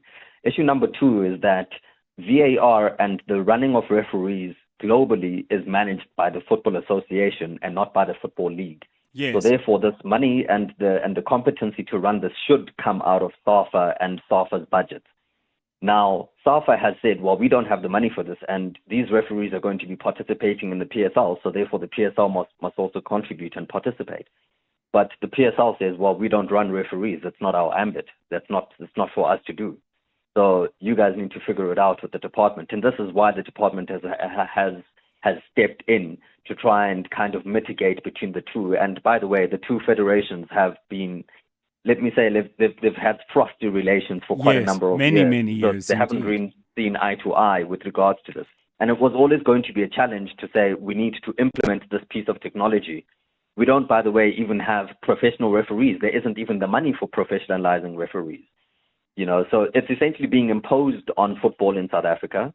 The fans have asked for it, but to be honest, neither SAFA or the PSL have actually said we want to implement it because they don't have the money to do it. And the minister is essentially putting it on because he feels as though the product would be better. I think it's a bit of a challenge to see beyond this initial investment from the Department of Sports, Arts and Culture, where's the money going to come from to run it going forward? Because it's not going to go away as a cost. Just finally, and briefly, if you can, Ngobila, I get that having VAR has certain advantages, but is it really going to make football that much better? Well, if you look at the Premier League and all of the issues with VAR and the interpretation, ultimately VAR is a tool. The referee still has to interpret what they see and make the final decision. If we've got temporary referees who aren't properly adequate and already make mistakes now, yes, it will make them a little bit better, but I'm not sure that it will erase all of the problems. We will still have refereeing controversies even after VAR. And then we'll have VAR controversies about which, seated on my couch at home, I can get immensely heated, but I won't inflict that on listeners. Thank you. Ngobile Ndlovu, sports business expert, with some thoughts on 82 million rand of public money going to set up VAR for professional football in South Africa. As I said, we have been trying to get hold of either the Director General of Sports, Arts and Culture or the Minister, Gayton McKenzie. Keep putting in those applications. If we don't get them today, the story will still have a life, I'm certain, on Monday, and hopefully we can do it then. 28 minutes past 4. EWN Business. Stephen Curtis, a very good afternoon to you. Quite a bounce today. Good afternoon. Yes, John. I mean, it is just astonishing what is happening with gold. Wasn't it just 4 days ago when I was talking about maybe go past $3,500? Yes. Now pushing on the door of $3,600, $3,594 at the moment. It is just extraordinary. That's pushing resources up and pushing the JSE up. Good afternoon, by the way. The JSE All Share at the moment up 1 2/3% at 102,108 points. Financials up 1.65, industrials up 1.34, and resources obviously up over 3% on the day. I must just say platinum bouncing quite nicely as well. So Implats, Valterra, Northam, all of them up by over 6%. Implats up by nearly 8.5%. I think the gold miners just have nowhere else to go, frankly, at this point. Richmond is up 2.85, First Rand up 2.82, and Truworths up 3, while Pepkor are up 2.4% on the day. The CEO of MTN, Ralph Mopita, is saying today that MTN is not in active talks with advisors about possibly buying Telkom. Bloomberg reported yesterday that MTN wanted to acquire Telkom. Now, Mopita says there's no talks underway with advisors, but you can never rule it out in the future. Well, the news yesterday pushed up Telkom's price by 13%. It's down 6.7% on the day, kind of the correction that you would expect. Bell Equipment reporting their profits down by 43% in the 6 months to the end of June. That's compared to the same period last year.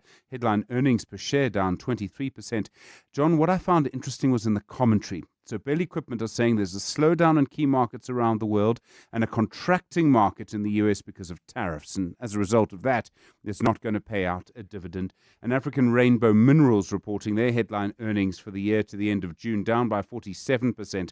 That's after the increase in the average dollar platinum group metal basket price, the amount of money they got for platinum, was up, but was offset by lower prices for thermal coal and a stronger rand. Shame.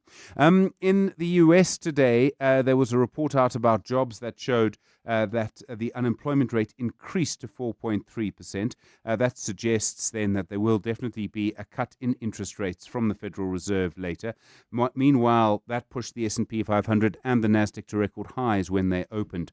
The Dow Jones is now up 0.02%. The Nasdaq is up 0.53%. The S&P 500 is up 0.2%. The gold price, $3,594.76 an ounce. Platinum, $1,397. Brent crude, $65.54 a barrel. And the rand to the dollar, 17.56, to the euro, 20.62, to the British pound, 23.77. Stephen Crotius, EWN Business. Stephen back with an update after 5 o'clock. Right now, let's find out what's happening in the news with Mbali Dlamini. Important news from the Madlanga Commission, I believe. That's correct, John. A very good afternoon. The Madlanga Commission of Inquiry into alleged corruption within the police service is set to begin on the 17th of September. A new date has been announced this afternoon. The commission, which was initially set to begin this week, was delayed by technical issues related to procurement, a responsibility of the Department of Justice and Constitutional Development. The Commission of Inquiry was established by President Cyril Ramaphosa in July, just days after KZN Police Commissioner Nhlanhla Mkhwanazi made explosive allegations of corruption and collusion within the criminal justice system. Level 1 water throttling is set to continue in high-demand areas across Johannesburg. In a media briefing today, the utility, Joburg Water that is, gave an update of where the state of water supply is, as well as intervention plans for the infrastructure of their systems. Joburg Water says some areas identified as high consumption places and illegal connectivity will be subject to water restrictions to regulate the levels. Joburg Water's managing director, Beni Mukwebo, says although restrictions are being implemented, there's no need to worry about a foreseeable day zero. We're on level 1, water restriction. And why we're on level 1? Because we know that the system, the demand overall, it's more than what the system can be able to provide. And we need to be able to implement this level 1 restriction. In the courts now, the 26-year-old man accused of murdering his ex-girlfriend and confessing on social media has abandoned his bail application. Lazarus Antonio appeared at the Themba Magistrates Court in Hammanskraal today. He faces charges for the murder of 20-year-old Gaugelo Marota and the attempted murder of his current girlfriend. The two incidents occurred on the same evening, Jabulile Mbata reports. The community of Hammanskraal came out in numbers yet again today, expressing their anger about the gruesome act that took place last week. 20-year-old Gaugelo Marota was allegedly stabbed to death outside a tavern in Maubane, Northwest, by the accused Lazarus Antonio. Police say soon after the stabbing, he filmed the crime scene and also filmed his confession. He then went to stab his current girlfriend, who is currently hospitalized. Today, he made a brief appearance at the Themba Magistrates Court, where he abandoned his bail application. Jabulile Mbata, Eyewitness News. And the Wynberg Magistrates Court has amended the bail conditions of two former police officers linked to a 20 million rand jewellery heist in Cape Town to allow them to look for work. Jacobus Groenewald, Bradley Minar, Mtutuzeli Mfanyana and Bathandwa Solidati made a brief appearance in court today. All four police officers have been fired for their alleged involvement in a house robbery almost a year ago. The matter has been postponed to the the 22nd of September. Ntutuzelo Nene has more. The Wynberg Magistrates Court has adjusted Ntutuzeli Mafanya and Batandwa Soldati's bail conditions to allow them to look for work. The pair had asked the court to allow them to be released from house arrest between 6 o'clock in the morning and 6 o'clock in the evening. Prosecutors have also requested the transcripts of the bail applications of all the accused to be made available for trial preparations. However, Yakwabas Groenewald's lawyer has objected to the transcripts being used at trial, arguing that the magistrate who set for the bail application did not thoroughly explain to the accused what his rights are. All the accused testified and dealt with the merits of the case during their bail applications. Ndotozelo Nene, Eyewitness News. A partly cloudy Saturday in store for Gauteng tomorrow, with afternoon showers expected. Lows of between 7 and 14 degrees and highs of between 27 and 29. In Centurion, expect heavy delays. N1 northbound from Botha Avenue to Atterbury, while in Irene, also traffic heavily backed up. This is approaching the intersection of Nelmapius Drive and Main Road, Kempton Park. Traffic congested on Pretoria Road between CR Swart and Plain Road. The top story in EWN, the Madlanga Commission of Inquiry into alleged corruption within the police service, is now set to begin on the 17th of September. In the last 24 hours, this is what's happened in your world. Some Black Pan residents on the East Rand say they fear returning to their homes following a shooting in the area. People at Plastic City Informal Settlement heard shots being fired yesterday morning as they were getting ready for the day. Police say illegal miners have been fighting amongst themselves in the area in recent days. On 30 August, it is reported that the illegal miners emerged from a nearby dumping site and started shooting randomly, killing 2 people.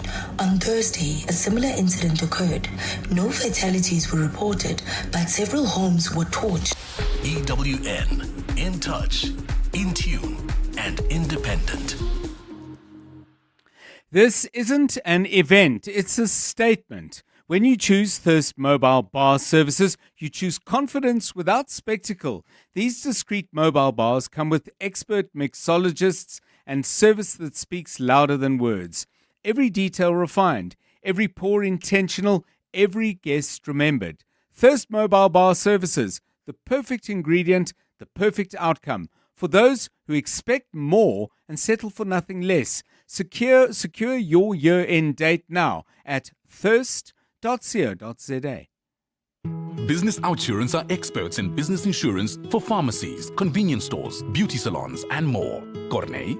Business Outsurance is definitely the best insurance for my business. Bowled out every other insurance house. Honestly, looking at what you need, my installment came down within a day. Definitely the most professional. Switch to Business Outsurance and you could get a massive 20% discount on your business insurance premium. Visit outsurance.co.za. Switch and save today. Licensed insurer and FSP. TCs and information online. When it comes to protecting your workforce, trust the workwear brand that has been protecting workers for over 150 years. Sweetall. Sweetall has overalls and uniform solutions for every industry, so your team is safe, comfortable, and ready to tackle any challenge. Visit our new Boksburg showroom, shop A1 Atlas Road, Westwood, Boksburg, or go to sweetall.com today. Sweetall, we never let you down. Superior protective workwear since 1871.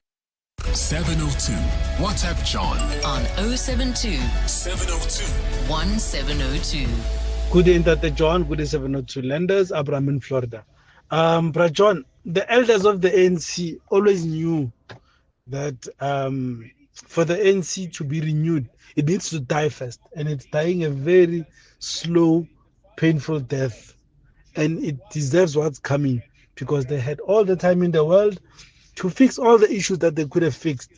Canvassing with X3s and X5s in the heart of Alexandra and promising people lies and all of that. It has now caught up with them on Dr. John. Now they can't hide. The people want what's due to them, what they had promised them. And that's the downfall about promising lies. Hi, John. Janice here. I think some of your listeners are incredibly mistaken. I think there are lots of people out there who read the labels. I'm certainly one of them. I'm South African, And when I look at the food that I buy, it's incredibly important to me to know how much fiber is in a product, what level of sugar, carbohydrate. I'm looking for a lot of those figures so that I can make informed choices about what I eat. And it's really helped my state of health. Thank you.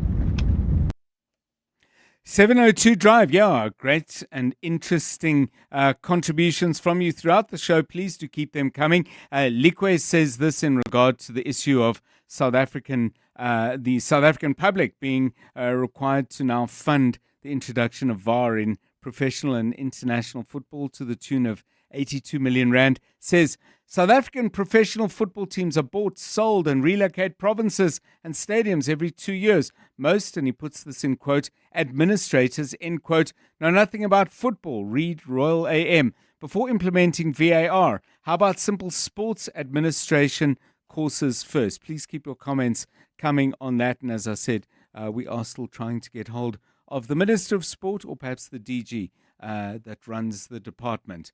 We'll let you know as soon as we do. 19 minutes to 5. EWN Sport. Huge game for Bafana tonight, to be followed by another huge game for Bafana early next week. Anthony Teixeira with the details. Yeah, good afternoon, John. We'll start with that vital Bafana World Cup qualifier. It's taking place at 6 p.m. against Lesotho, with this being Hugo Busa's last job before he retires from coaching. He's discussed why it would be special for him to lead the team to qualification for next year's tournaments in North America. It will be 40 years next year that I did the World Championship in Mexico as a player. It should be fantastic to do it as a trainer 40 years later. This is my last job as a coach. I'm 73. I'm not going on till I'm 80. Yeah, it should be a nice moment to stop. I'm really very motivated, and also my team, to achieve that. Even though the game is being played at the Free State Stadium, it's Lesotho who are considered the home side. So this is due to CAF not approving any stadiums in the country to host international games. Their coach, Leslie Notsi, believes that the nomadic status has made them battle-hardened and they can cause a surprise against the group leaders. Let's take this as an advantage for us to grow. We hosted Morocco in Morocco, but we did that. I think it's one of the games that our boys showed character. It was part of the growth of our team. We may not be leading the group, but I think we are a work in progress. All these matches that we played outside our own backyard, they've made us a better team in terms of character. The Rugby Championship returns this weekend after a week break. Los Pumas in Australia to meet the Wallabies, with the Springboks heading to the All Blacks Fortress Eden Park at 9:05 Saturday morning. Switching to tennis, Aryna Sabalenka may be focused on retaining the US Open's women's singles title, but she's taken time to hit back at Nick Kyrgios. Earlier in the week, the Australian took aim at the women's world number one, claiming that he won't need to put in 100% effort to beat her in their upcoming Battle of the Sexes match. Sabalenka says the pressure is on her opponents to back up his words with a strong performance on court. Well, I think it's a cool idea, I think it's going to be spectacular to watch. It's going to be fun, especially against someone like Nick. We are not sure about the place, but we definitely, if we're going to bring it, we're going to bring it to somewhere where there's going to be a lot of people watching, and we're going to put a lot of pressure on Nick. Sabalenka will be meeting Amanda Anisimova in the women's final for the final Grand Slam title of the year. Switching to Formula One, Lewis Hamilton led home his Ferrari teammate Charles Leclerc in a surprising FP1 1-2 in Italy for the prancing horses, and the legendary Monaco Grand Prix is set to stay on the F1 calendar until at least 2035 thanks to an extension. Anthony Teixeira, Eyewitness News Sport. EWN Traffic. Coming up now for 16 minutes to 6, let's find out what's going wrong out in Centurion and get all the rest of the traffic news. This Eyewitness News Traffic is brought to you by Outsurance in partnership with 702. Here's Karabo Charlie. Well, at this stage, John, like you said, there's heavy delays. That's heading towards Linwood. That's driving through the Centurion area. N1 northbound between Botha Avenue and Atterbury. There's also bumper-to-bumper traffic in Irene. This is approaching the intersection of Nalmepius Drive and Main Road. Kempton Park, traffic congested on Pretoria Road between CR Swart and Plain Road, while in Edenvale, traffic also gridlocked on the R24 westbound. That's heading towards Bedford View between Edenvale Road and the Kilulis interchange. Driving through Alex, heading towards Germiston, you can expect about a 20-minute delay at this hour on the N3 southbound from Linksfield Road to Van Buren, Lenasia. We still have heavy delays. This is on the N12 westbound between the R554 Abu Bakr Drive and the R558. Roadwork still causing heavy delays heading towards Eldorado Park. That's in the Devland area on the Golden Highway between the N1 and Union Avenue. If you come across any other traffic issues, please WhatsApp us on 072 702 1702. There's more EWN on air, online, and on the EWN app. The Outsurance pointsmen know that every car on the road carries a story. There's a car with a parent and a nervous but excited kid practicing her lines to put on a show-stopping performance at the school play. The Outsurance pointsmen know it's not just a car in traffic, it's a future superstar on the move. Every story's different and every story matters. That's why the Outsurance pointsmen have been doing what they do since 2005 in proud partnership with 702. Outsurance is a licensed insurer and FSP. You're with John Perlman on 702. Let's walk the talk. Still to come on 702 Drive, News 24 is reporting that insolvency attorney Boa van Niekerk has been shot dead today in a targeted assassination. We'll talk about that after 5 with Peter du Toit in a really tragic twist to all of this. Boa van Niekerk wrote a piece warning of the implications of the assassination of another person involved in liquidation, Kluta Murray, and his son Thomas. But we'll look at all of that, as I said, properly when we are joined by News 24's Peter du Toit. That's coming away after 5. John is on X. At John Perlman. Excuse me, many of you will be taking a break this weekend from work, unless, of course, you're working over the weekend. But I guess as you're driving home after another week, time to reflect on the job you have, how it's going for you, whether it's fulfilling the things that you set out to do. But one of the things we were chatting about a little bit earlier is this very simple question. Does your job have any perks? Does your job have any perks? And if so, what are they? And if they are important to you, is that a significant reason or part of the reason why you stay in the job that you have? Jobs and perks. Call me with that. 011-883-0702. Anthony Teixeira, I mean, apart from the perk of being able to work with Karabo Chale and say that you know him, what else? Tickets to Joburg Day. That's a big perk. That's a proper perk. I'm not going to lie. And the way that people were scrambling to make sure that they could get other tickets, it was those of us that had a spare. It sort of felt like we had power. Yes. Yes, it was quite a power trippy day. And it's all been and gone, hey? And I never got one. I'm so sorry, John. I didn't know you were looking. Otherwise, I shouldn't have to ask. Yeah. Anyway, okay. Anthony has his perks. Tickets to Joburg Day. Seriously, I'm very glad. Was it good?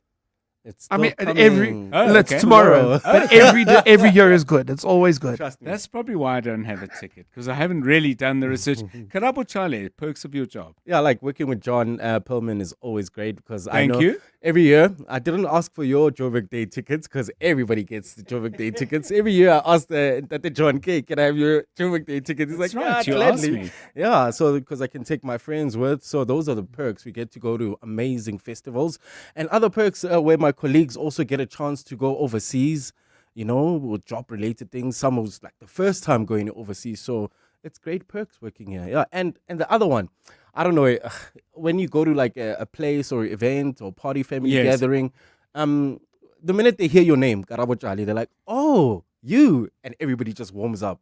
Sometimes it's good, sometimes it's not good, but you get the special treatment, I have to say. Okay. Yeah. Well, I look forward to all of this happening at some point. I find that, I mean, sometimes, I'd be lying if I didn't say I get lots of love and have over my career meeting people. But you also get people who say, I can't believe what, and you just, trying to have a quiet drink or whatever. But hey, that's fair enough. After all, we invade other people's homes. They're cooking and we disturb their day. So I think it's probably fair if they disturb me in the midst of a cup of coffee or tea. 702 Drive, what are the perks of your job? Call me with that on 011 883 0702 and 072 702 1702. It's 11 minutes to 5. John Perlman On 702.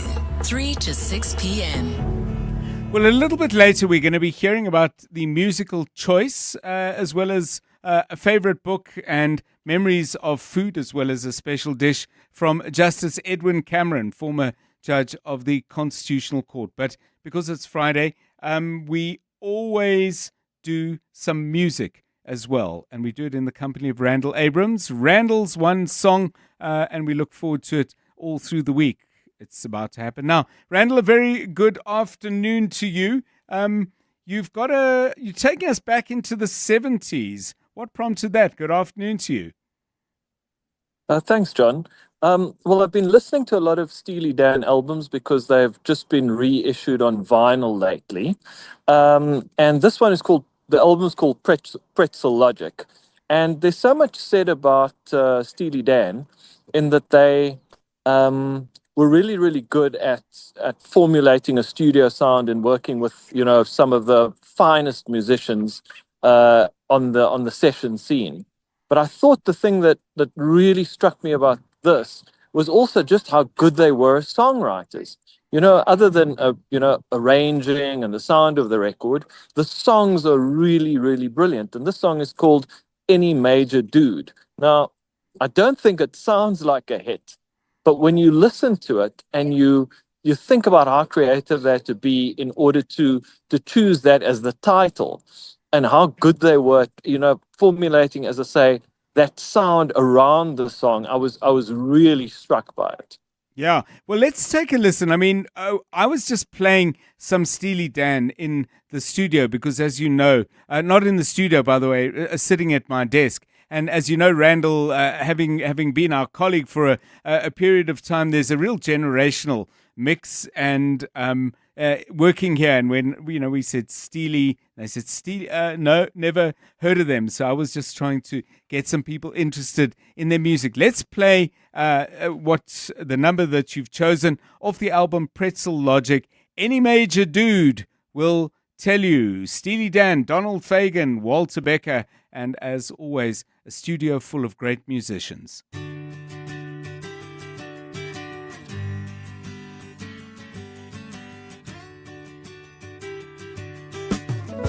I never seen you looking so bad, my funky one. You tell me that your super fine mind has come undone. Any major dude with half a heart surely will tell you, my friend. Any minor world that breaks apart falls together again.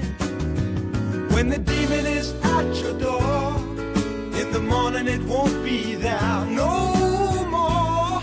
Any major dude will tell you. Any major dude will tell you.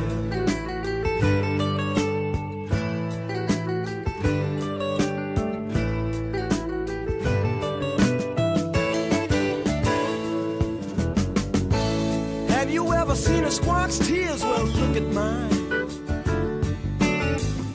The people on the street have all seen better times.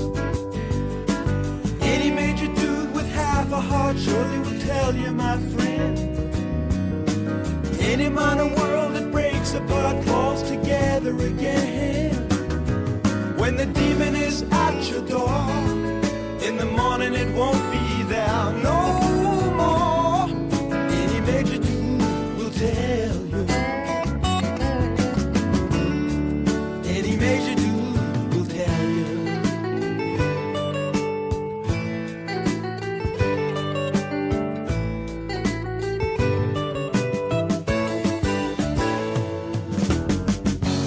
I can tell you all I know, the where to go, the what to do. You can try to run, but you can't hide from what's inside of you.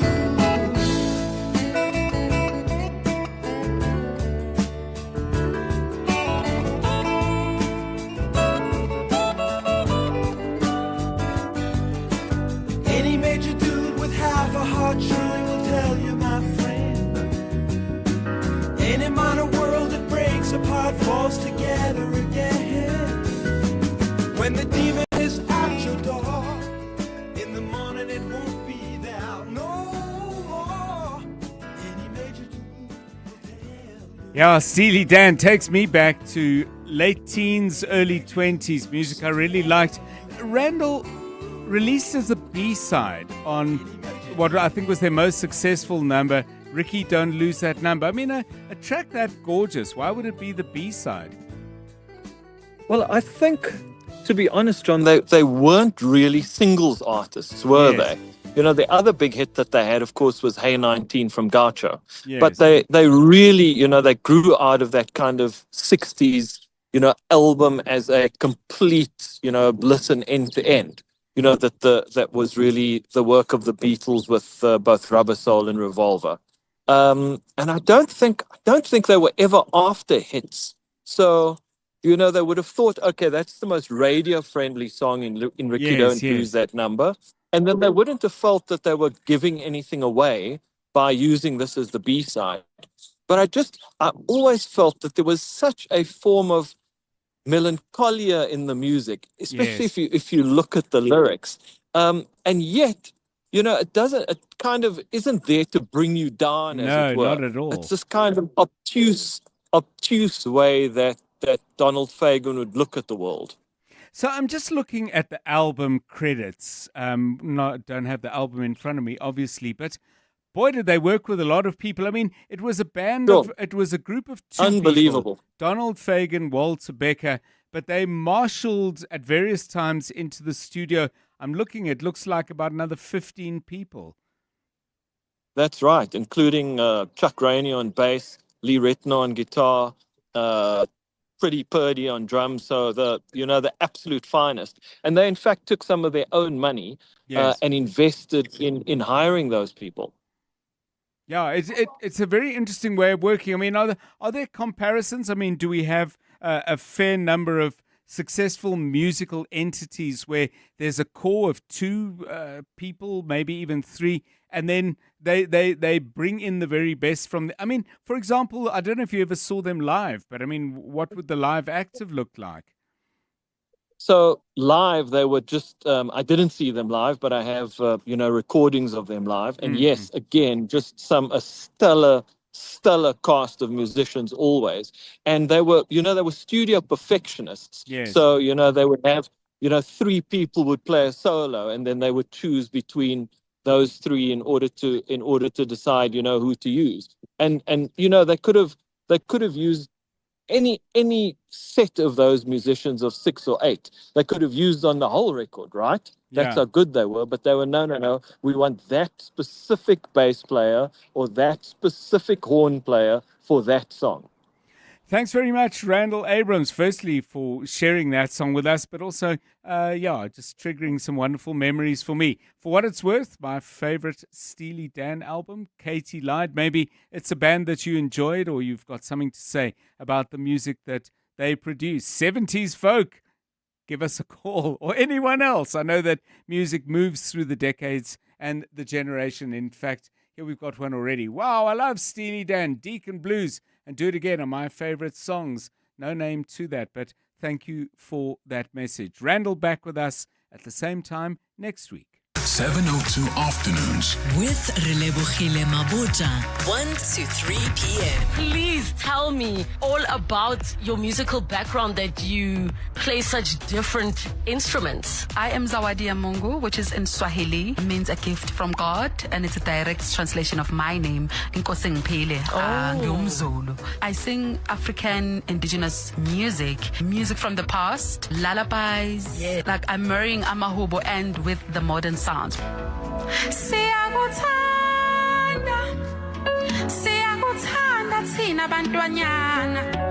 feel like I'm in a trance. Where did you take us, ma'am? Yo, let's go. Yo. 702 Afternoons with Relebogile Mabota. Let's walk the talk. The Checkers Hyper price drop is here. Save up to 40% on deals like Jungle Oats 1 kg, Nutrific 1.35 kg, and Kellogg's Cornflakes cereal 750 grams, all three for 149 Rand. Save 57 Rand. Dr. Oetker Classic Frozen Pizza, any 5 for 199 Rand. Save 126 Rand. And Pampers Mega Box nappies or pants for 399 Rand. Save 251 Rand. Deals valid until this Sunday, only at Checkers Hyper. Mzansi, don't miss out on playing Powerball and Powerball Plus for a life-changing 103 million Rand in total guaranteed jackpots this Friday. That's right, play Powerball for the guaranteed 50 million Rand and Powerball Plus for the guaranteed 53 million Rand today. Buy your tickets now in store on nationallottery.co.za, the mobile app, cell phone banking, or simply dial *120 *7529 hash for USSD. Panda, Pusha, play. Players must be 18 years old or play responsibly. E2 is the proud operator of the National Lottery. Back by popular demand, legendary jazz icon Kenny G will be performing at the Super Bowl at Sun City on Friday, the 3rd of October. Get ready for an unforgettable night of timeless hits and pure musical magic. Get your tickets from webtickets.co.za. Brought to you by Breakout Events and 702. You're with John Perlman on 702. This Eyewitness News is brought to you by Lotto Land. Lotto Land changes lives. It's 5 o'clock. This is EWN. Another date has been set for the start of the Madlanga Commission and Africa Maibuye movement ready to contest elections.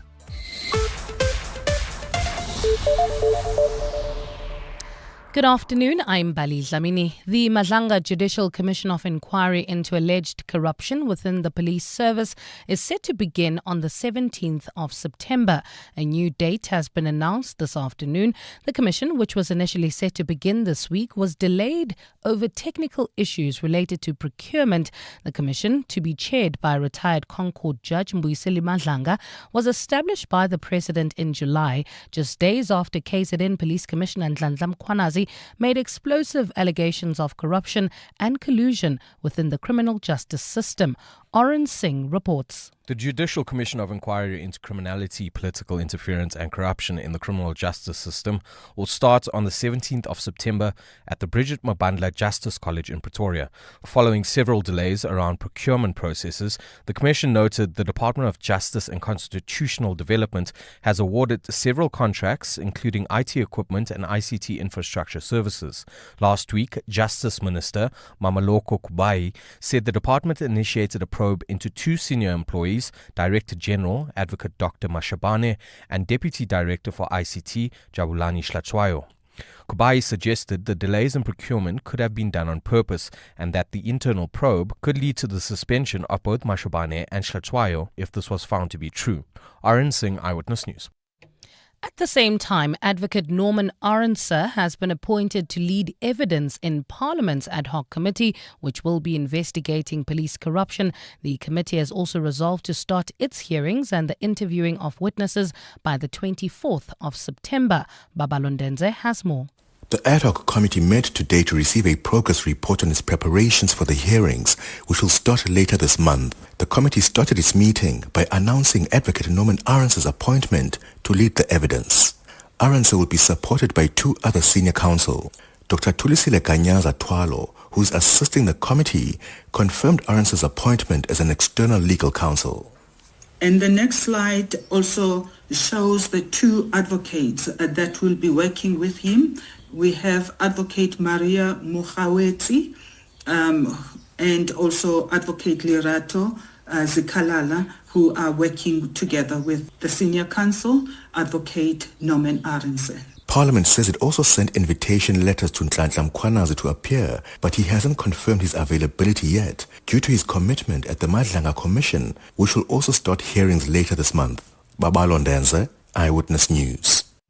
Floyd Shibamvu's newly formed Africa Maibuye movement says it aims to contest all wards and municipalities at the upcoming local government elections. The organization was formally named the Maibuye consultation process. As part of its process, it scoured the country on a public consultation process to determine whether there was a need for a new political party in the country.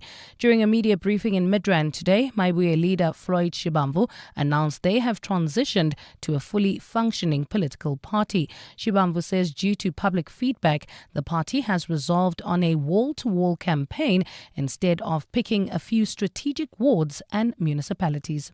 We are going to contest all the wards in the 2026 local government elections. We are going to contest to win all the municipalities in 2026. We are going to contest to win the general elections in 2029. And we are not contesting for the sake of contesting. We shift our focus to this now. The Socio-Economic Rights Institute is urging the South African Police Service to play a more active role in ongoing efforts to reclaim hijacked buildings in the Joburg CBD. It comes in the wake of findings from the Commission of Inquiry into the illegal occupation of properties in the city, which highlighted the city's failure to manage its own buildings effectively. The Commission's report also found that the city's lack of bylaw enforcement has contributed to the high number of hijacked buildings. Series Director for Research and Advocacy, Lauren Royston, says the police must support the Metro in addressing this growing problem. Where there is criminal activity, we support the South African police services taking action because it's the people living in these buildings who are living in this criminal environment where it exists. So we want to see SAPS playing its role, but we want it to do so lawfully.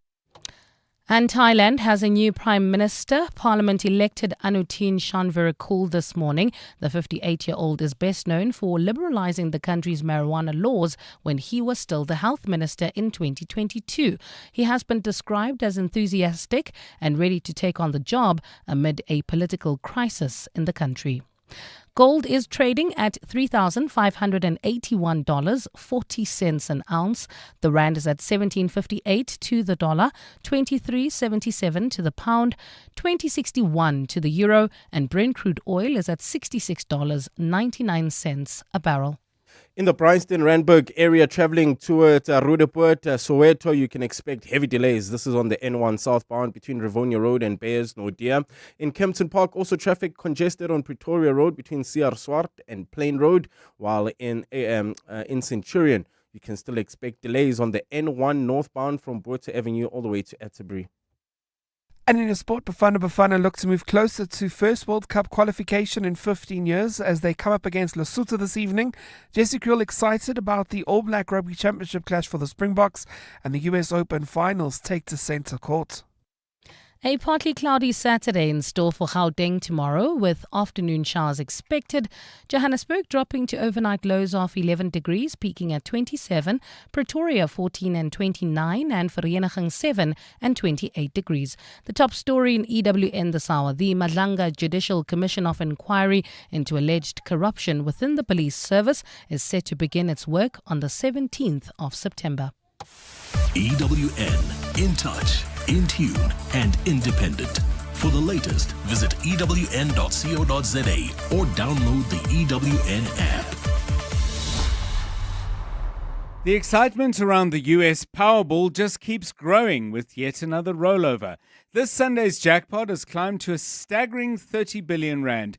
Your winning moment could be just around the corner. Head to lottoland.co.za and choose your lucky 6 numbers, or let the quick pick option do the work for you. You never know, this could be your time to win big.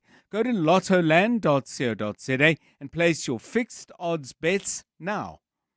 No person under the age of 18 years permitted to gamble. Lottoland South Africa is licensed by the Western Cape Gambling and Racing Board. National Responsible Gambling Program toll-free council line 0800 006 008 or WhatsApp help to 076 675 0710. Winners know when to stop. 7:02. Drive home with John Perlman. John Perlman, 3 to 6 p.m. On 92.7 and 106 FM. Let's walk the talk. 9 minutes past 5. Thank you for driving home with us. Maybe you're home already. I'm glad you're there. And hopefully you've got through the traffic and done so safely and without too much aggravation. We'll do our best to guide you through what is always a busy day on a Friday. Karabo Chale standing by to give you a heads up on places to avoid and things to look out for. Coming up on the show shortly, we're going to talk to Peter du Toit of News 24. They are reporting the murder of an insolvency attorney who was killed in Johannesburg today. This is a story that is still unfolding and developing. Boa van Niekerk is the person who was murdered, an assassination, it would seem, and our condolences to everybody who knows him and who may well have been close to him. But there are connections that Peter du Toit and his colleagues are looking at, and he's going to share what they found so far with us very, very shortly. Peter du Toit, Assistant Editor at News 24. And then that story leading Mbali Dlamini's bulletin. Good news, I guess, that the Madlanga Commission of Inquiry into Criminality, Political Interference and Corruption in the Criminal Justice System will get underway with public hearings on the 17th September. So not as early as they promised, but certainly earlier perhaps than many people feared. We'll chat to spokesperson of the Commission, or for the Commission, Jeremy Michaels. We'll do that at about 5:20. In the second half of the show, it's our regular feature, a song, a book, and a dish. Our guest today, former Constitutional Court Judge Justice Edwin Cameron, joining us, and I'm really, really looking forward to that. 5:10, you've been contributing on all sorts of issues, including the question we asked, does your job have any perks? 702. WhatsApp John on 072 702 1702. I think the biggest perk of my job is medical aid. I mean, medical aid is ridiculously expensive, so I really appreciate it. And one of the reasons I don't think I'd leave unless somebody else offers to cover my medical aid with Discovery. Thanks. Hi, Dr. John Lebohang here. Listen, I'm not going to even mention the company that I'm working for, but I'm also in broadcasting. So the perks that I think I used to enjoy is meeting these politicians, especially when we're in Cape Town, covering like it can be budget speech or opening of parliament. I used to be so crazy, and I pinch myself like I can't believe I'm meeting these people. But now the way I hate them, you don't understand. I don't even want to see them. And the funny part is they don't even know me, but I hate them so much. Bye. Yeah, a perk turns sour. Medical aid a perk, or is it a right? It's an interesting debate that we might have someday. Not a right, of course, but is it a reasonable expectation in a place of work? We might chat about that, but probably not today because the show is filling up fast and the roads are getting busier. 5:12. EWN Traffic. This Eyewitness News Traffic is brought to you by Outsurance in partnership with 702 Bryanston, Randburg. Oh, all over the place. Not so good. What's happening, Karabo Chale? Yeah, no, it's a busy afternoon, I have to say, in the Bryanston, Randburg area, traveling towards Roodepoort, Soweto, traffic heavily backed up. This is on the N1 southbound between Rivonia Road and Bears Nordia. I've been trying to desperately search and understand what's causing this delay. I have no clue at this stage, but you are our eyes and ears, so please let me know what's happening on the N1 between Rivonia Road and Bears Nordia. You can WhatsApp us on 072 702 1702. We are also on X at EWN Traffic. Sharon Lee also heading towards the N1 in the Randburg area. Traffic sluggish, Malibongo Drive between Pelez and the N1. Kempton Park, Ekurhuleni, traffic congested. Pretoria Road between CR Swart and Plain. Also traffic gridlocked in the Edenvale area. R24 westbound heading towards Bedford View. That's between Edenvale Road and the Giluli's interchange. Also peak hour traffic driving through Alex. Expect about a 30-minute delay. N3 southbound heading towards Germiston from Linksfield Road, from the Batlu interchange all the way to the Van Buren off-ramp. Lenasia also bumper-to-bumper traffic N12 westbound from the R554 Abu Bakr Drive and the R558. In Centurion, expect heavy delays heading towards Linwood. That's N1 northbound from Buerta Avenue to Atterbury. And finally, in Irene, traffic remains heavily backed up approaching the intersection of Nelme Pierce Drive and Main Road. If you come across any other traffic issues, you can also SMS us on 31702. There's more EWN on air, online, and on the EWN app. 20 years ago, you were driving to the video store to rent DVDs, and 20 years ago, the Outsurance pointsmen were on the roads easing traffic congestion. Whether you're an Outsurance client or not, we've all been getting something out. So please show the Outsurance pointsmen some love this month and celebrate this 20th anniversary using hashtag pointsmenlove. From Johannesburg, Tshwane and Paul to Stellenbosch, let's celebrate. Outsurance really means it when they say you always get something out. In proud partnership with 702, Outsurance is a licensed insurer and FSP. 702 Afternoons. With Relebogile Maboja, 1 to 3 p.m. Please tell me all about your musical background, that you play such different instruments. I am Zawadi ya Mungu, which is in Swahili, means a gift from God, and it's a direct translation of my name, Nkosi Ngiphile, ngiyumZulu. I sing African indigenous music from the past, lullabies. Yes. Like I'm marrying Amahubo and with the modern sounds.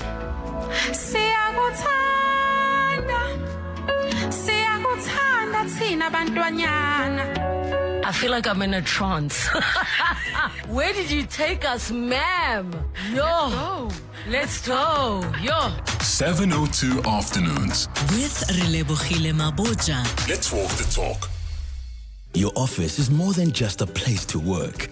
It's a reflection of your success. At Desk and Chair, we help you elevate your workspace with locally manufactured desks and a wide range of chairs to suit your style and budget. Our expert consultants are with you every step of the way, from planning to delivery and assembly. Visit our showroom in Midrand or shop online at deskandchair.co.za. Desk and Chair. Think, feel, work better. Do you know what's hiding behind colorful packaging of unhealthy food? Big food companies target children with unhealthy packaged foods that hide high levels of sugar, salt, and fat, which could lead to heart disease, diabetes, and hypertension. But the truth is hidden from consumers. Front of package warning labels are a proven solution to help consumers make informed decisions. The government must act now. We have the right to know what's in our food. Demand front of package warning labels. Sign the petition on heala.org, HEALA.org, by 30 September. The team's on a roll today. Let me focus on payroll. Duty calls in the kitchen. That's why I have a business insurer that is agile and on the ball all the time on all things. I chose My Way Business Insurance, getting 24/7 emergency service and saving on my premiums, plus my business assist to handle my admin. Visit myway.co.za or dial 0860 64 64 64 and get a quote today. My Way is a licensed non-life insurer and FSP. T's, C's and standard rates apply. My Way. Live your way. You're with John Perlman on 702. Let's walk the talk. 17 minutes past 5. Back in March 2023, the platform News 24 featured an opinion piece in response to the murder of well-known liquidator Cluta Murray and his son Thomas. It included these words: "The blatant lawlessness of this horrific incident yet again shows an omnipresent threat by malevolent criminals who display a shocking ambivalence towards human life. It is also a stark reminder that those who are willing to investigate the trees with possibly very big rotten roots may end up facing the deadliest of winds." The author concluded by saying that those tasked to do their jobs in, quote, high-profile matters it necessitates that they, quote, weigh up their professional responsibilities with their personal safety and those of their loved ones. The man who wrote those words, a Johannesburg-based attorney involved in similar kind of work to Cluta Murray and his son, Boa van Niekerk, was shot and killed in Johannesburg this morning. It's a terribly, terribly sad moment, but a worrying moment as well in a country in which people investigating wrongdoing are increasingly, it would seem, facing this kind of threat and, in this case, this kind of brutal violence. Peter du Toit is assistant editor at News 24. They've been pursuing this story as they did the killing of Cluta Murray and his son Thomas, and he joins us now. Peter, very good afternoon to you. What have you managed to find out about the killing of Boa van Niekerk. Good afternoon, John. Yes, quite a shocking turn of events today. Boa van Niekerk, like Cluter and Thomas Murray, an insolvency lawyer, someone involved in high-profile business rescue and insolvency matters. He was an attorney at the firm Smith Sugolam in Jan Smuts Avenue in Saxonwold in Johannesburg. He received, as far as we understand, 2 potential clients this morning at the firm's offices. They commenced a meeting in the boardroom. It was late morning today, on Friday, and one of the prospective clients pulled out a 9mm gun and shot him dead in the office before departing the offices and fleeing the scene. Do we know anything, Peter, about the work that he was doing that might have exposed him to this kind of, firstly, threat, but secondly, this kind of violence? John, yes, we do. We do know a fair amount of what he was busy with. We're trying to firm up those details before publication. So I don't want to delve into that too much. Safe to say that he was involved in a high-profile insolvency matter, involved in litigation, which we are going to argue at least seems to be the origin or the reason for his killing. We've spoken to a number of lawyers and insolvency practitioners this afternoon, John, Yes. Involved in that space, saying that this will no doubt send a significant chilling effect in the profession, in the environment of insolvency and business rescue. There have already been some calls to law firms who are involved in similar cases, saying that lawyers are now terminating their involvement in some matters. So the message that this assassination, because this is what it was designed to send, was that insolvency and business rescue practitioners need to stay out of these high-profile matters. Of course, what these insolvency practitioners do is they at the instruction of the court, Right. at the instruction of court orders, they lay claim to various assets to make sure that creditors are paid. These assets often run into the millions and billions of rand, which means it's a high-stakes, high-profile environment. And this assassination was most definitely designed to send a message to insolvency lawyers. Let me just add, John, that you mentioned Thomas and Cluter Murray. Yes, You I was mentioned about the to op-ed ask you about that. that Boa van Niekerk wrote 2 years ago. It's 2.5 years down the road. We still don't know who were the assassins. We've got a very good idea about what Thomas and Cluter Murray were working on. We've written about that. But the paymasters, the murderers, they still run free. And that's the big problem. We've spoken about Babita Deokaran. We've spoken about internal auditors at the Ekurhuleni Metropolitan Municipality. There's a very distinct and very purposeful assault that is currently being waged against civil and criminal justice system by organized crime, and we are starting to see the regular assassination of individuals involved in this space. And I think there must be deep cause for concern over this. Peter du Toit, thank you very much. Assistant editor at News 24.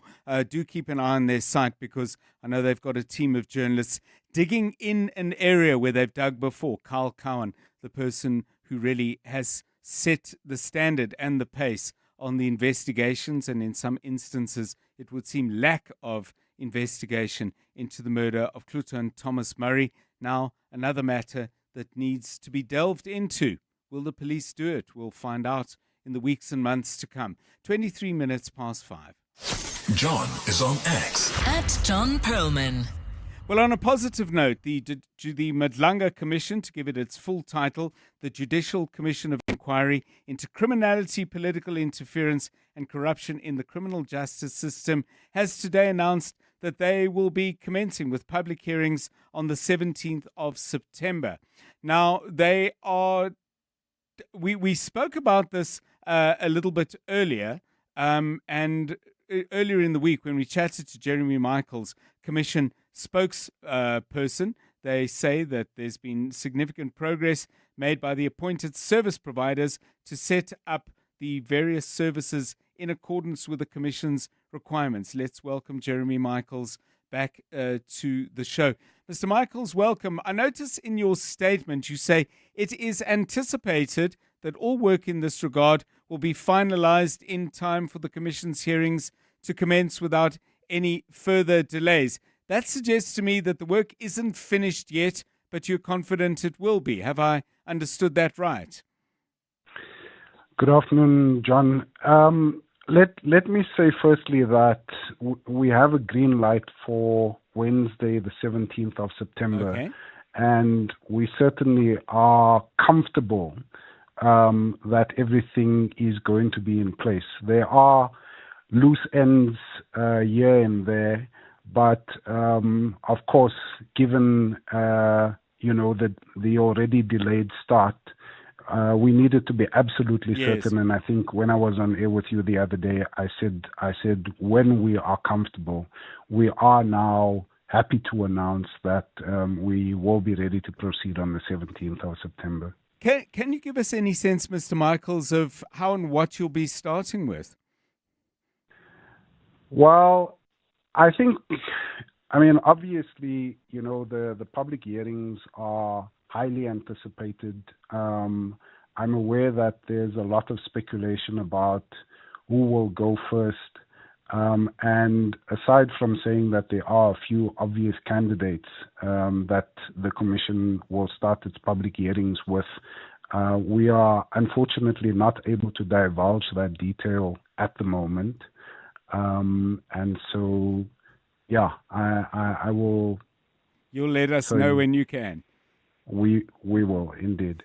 Thank you very much, Jeremy Michaels, Matlanga Commission spokesperson. We have a date, and we have Jeremy Michaels saying that they would announce a date when they felt comfortable that they would be able to get this thing started as soon as they possibly can. 26 minutes past 5.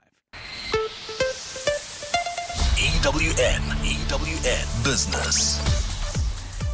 Stephen Curtis, a very good afternoon to you. Yeah, good end to the week and a money show coming up. Indeed. Thanks, John. Good afternoon. Well, as so often in the last little while, we have gold to thank for that. So the gold price just shooting the lights out, heading towards $3,600.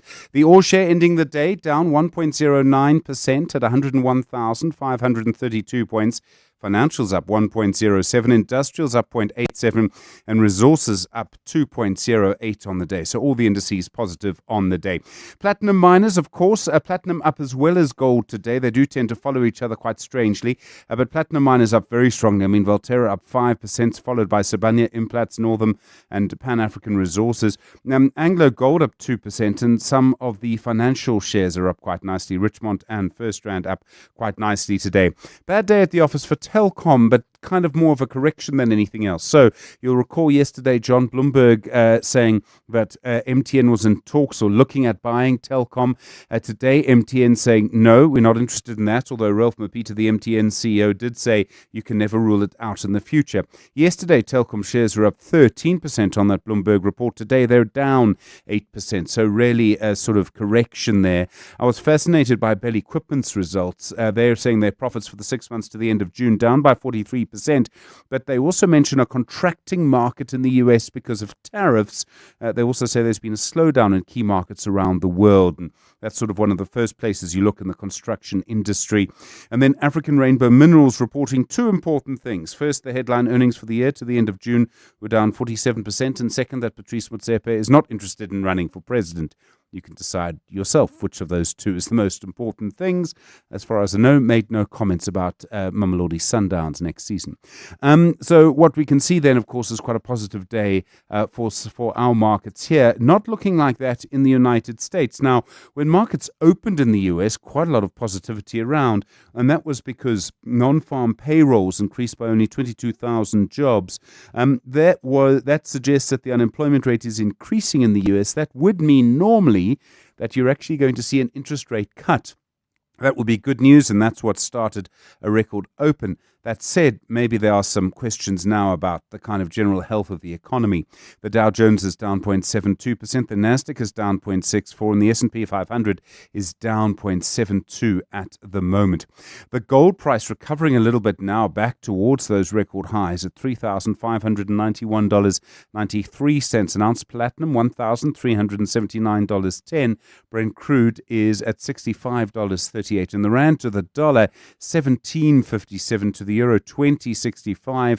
To the British pound, 23.78. On the Money Show tonight, John, Neil Froneman and why he wants the Formula One moved from Kyalami to Cape Town. I mean, come on, Cape Town can't have everything. Also, we'll be looking at looking back at Giorgio Armani passing away, the impact he had on fashion and on the fashion business.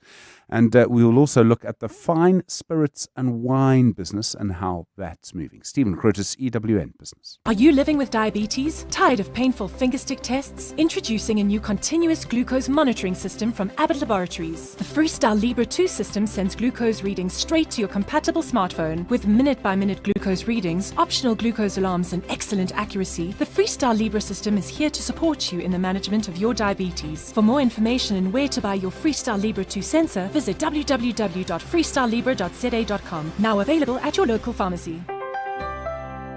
Ready, jet, go! 2 fully paid trips to the Abu Dhabi Motor Racing Spectacular must be won in the thrilling new JetX competition exclusive to Hollywood Bets. An unforgettable experience awaits on one of the fastest circuits on the planet, with the world's top drivers battling for supremacy. To stand a chance to win, bet 10 Rand or more on JetX.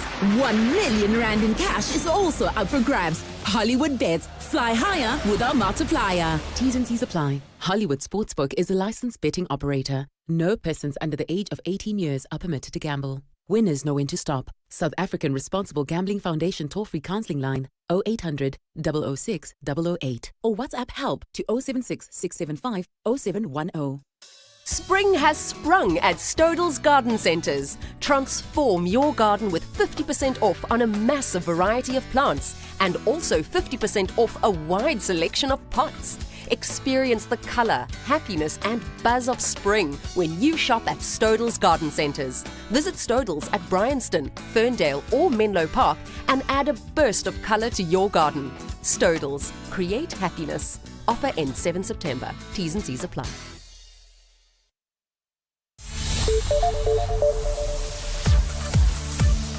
Right, let's get the very latest eyewitness news. And Bailey Dlamini, good afternoon again. Thanks, John. Good afternoon. Deputy President Paul Mashatile says he's upbeat. The next few months will be instrumental for the national dialogue, which is meant to address a range of socio-economic challenges. Over the next 9 months, a series of national dialogues are set to be held across the country. With the first leg of the National Convention held in Pretoria last month, attention is now set to shift to the next phase. Mashatile addressed the NADLEC summit in Sandton today. In the next few months, we must ensure that as a people, we emerge with a compact and consensus on a South Africa we want beyond 2030, likely aligning our vision with the Freedom Charter, which called for us to establish a South Africa that belongs to everyone, black and white. Cape Town police are probing at least 3 gang-related shootings in Athlone today, with one taking place right outside the local magistrate's court. A man was killed on the court's premises this morning, and not far from the court, a man and a woman were wounded in separate shootings. EWN understands the deceased was a gang member from Hanover Park. Lauren Isaacs has more. The police's Novella Patalwa says the man shot and killed outside the Athlone Magistrates Court was expected to appear in court as an accused. Not far from the court, a man and a woman were shot and wounded in separate incidents. They were transported to medical facilities for treatment. The detectives from the anti-gang unit are investigating. She adds they've bolstered deployment in the area as the search for the gunman continues. Meanwhile, the Hanover Park Community Policing Forum's Kashifa Mohammed has told EWN residents are fearing for their lives amid a gang war. On Tuesday night, 3 children aged 10, 14 and 16, along with an adult, were wounded by 6 suspects in a Gullis court. Hanover Park is just one of several Cape Town communities experiencing a recent surge in deadly gang violence. Lauren Isaacs, Eyewitness News. And stability has been restored following a 2-day taxi strike in Durban. The breakthrough follows high-level engagements between the provincial government, the eThekwini municipality, as well as taxi bosses. The strike began days after 25 minibus taxis were impounded in KwaDabega and Claremont in Durban last week. Nhlanhla Mabaso has more. The taxi strike left thousands of commuters stranded. The stay away was started by taxi operators from KwaDabega demanding their impounded vehicles be released. Some also raised concerns about e-hailing drivers operating both as e-hailers and staff transporter. KZN Transport spokesperson Dabezinhle Sibia says authorities are happy that last night's meeting was able to restore calm.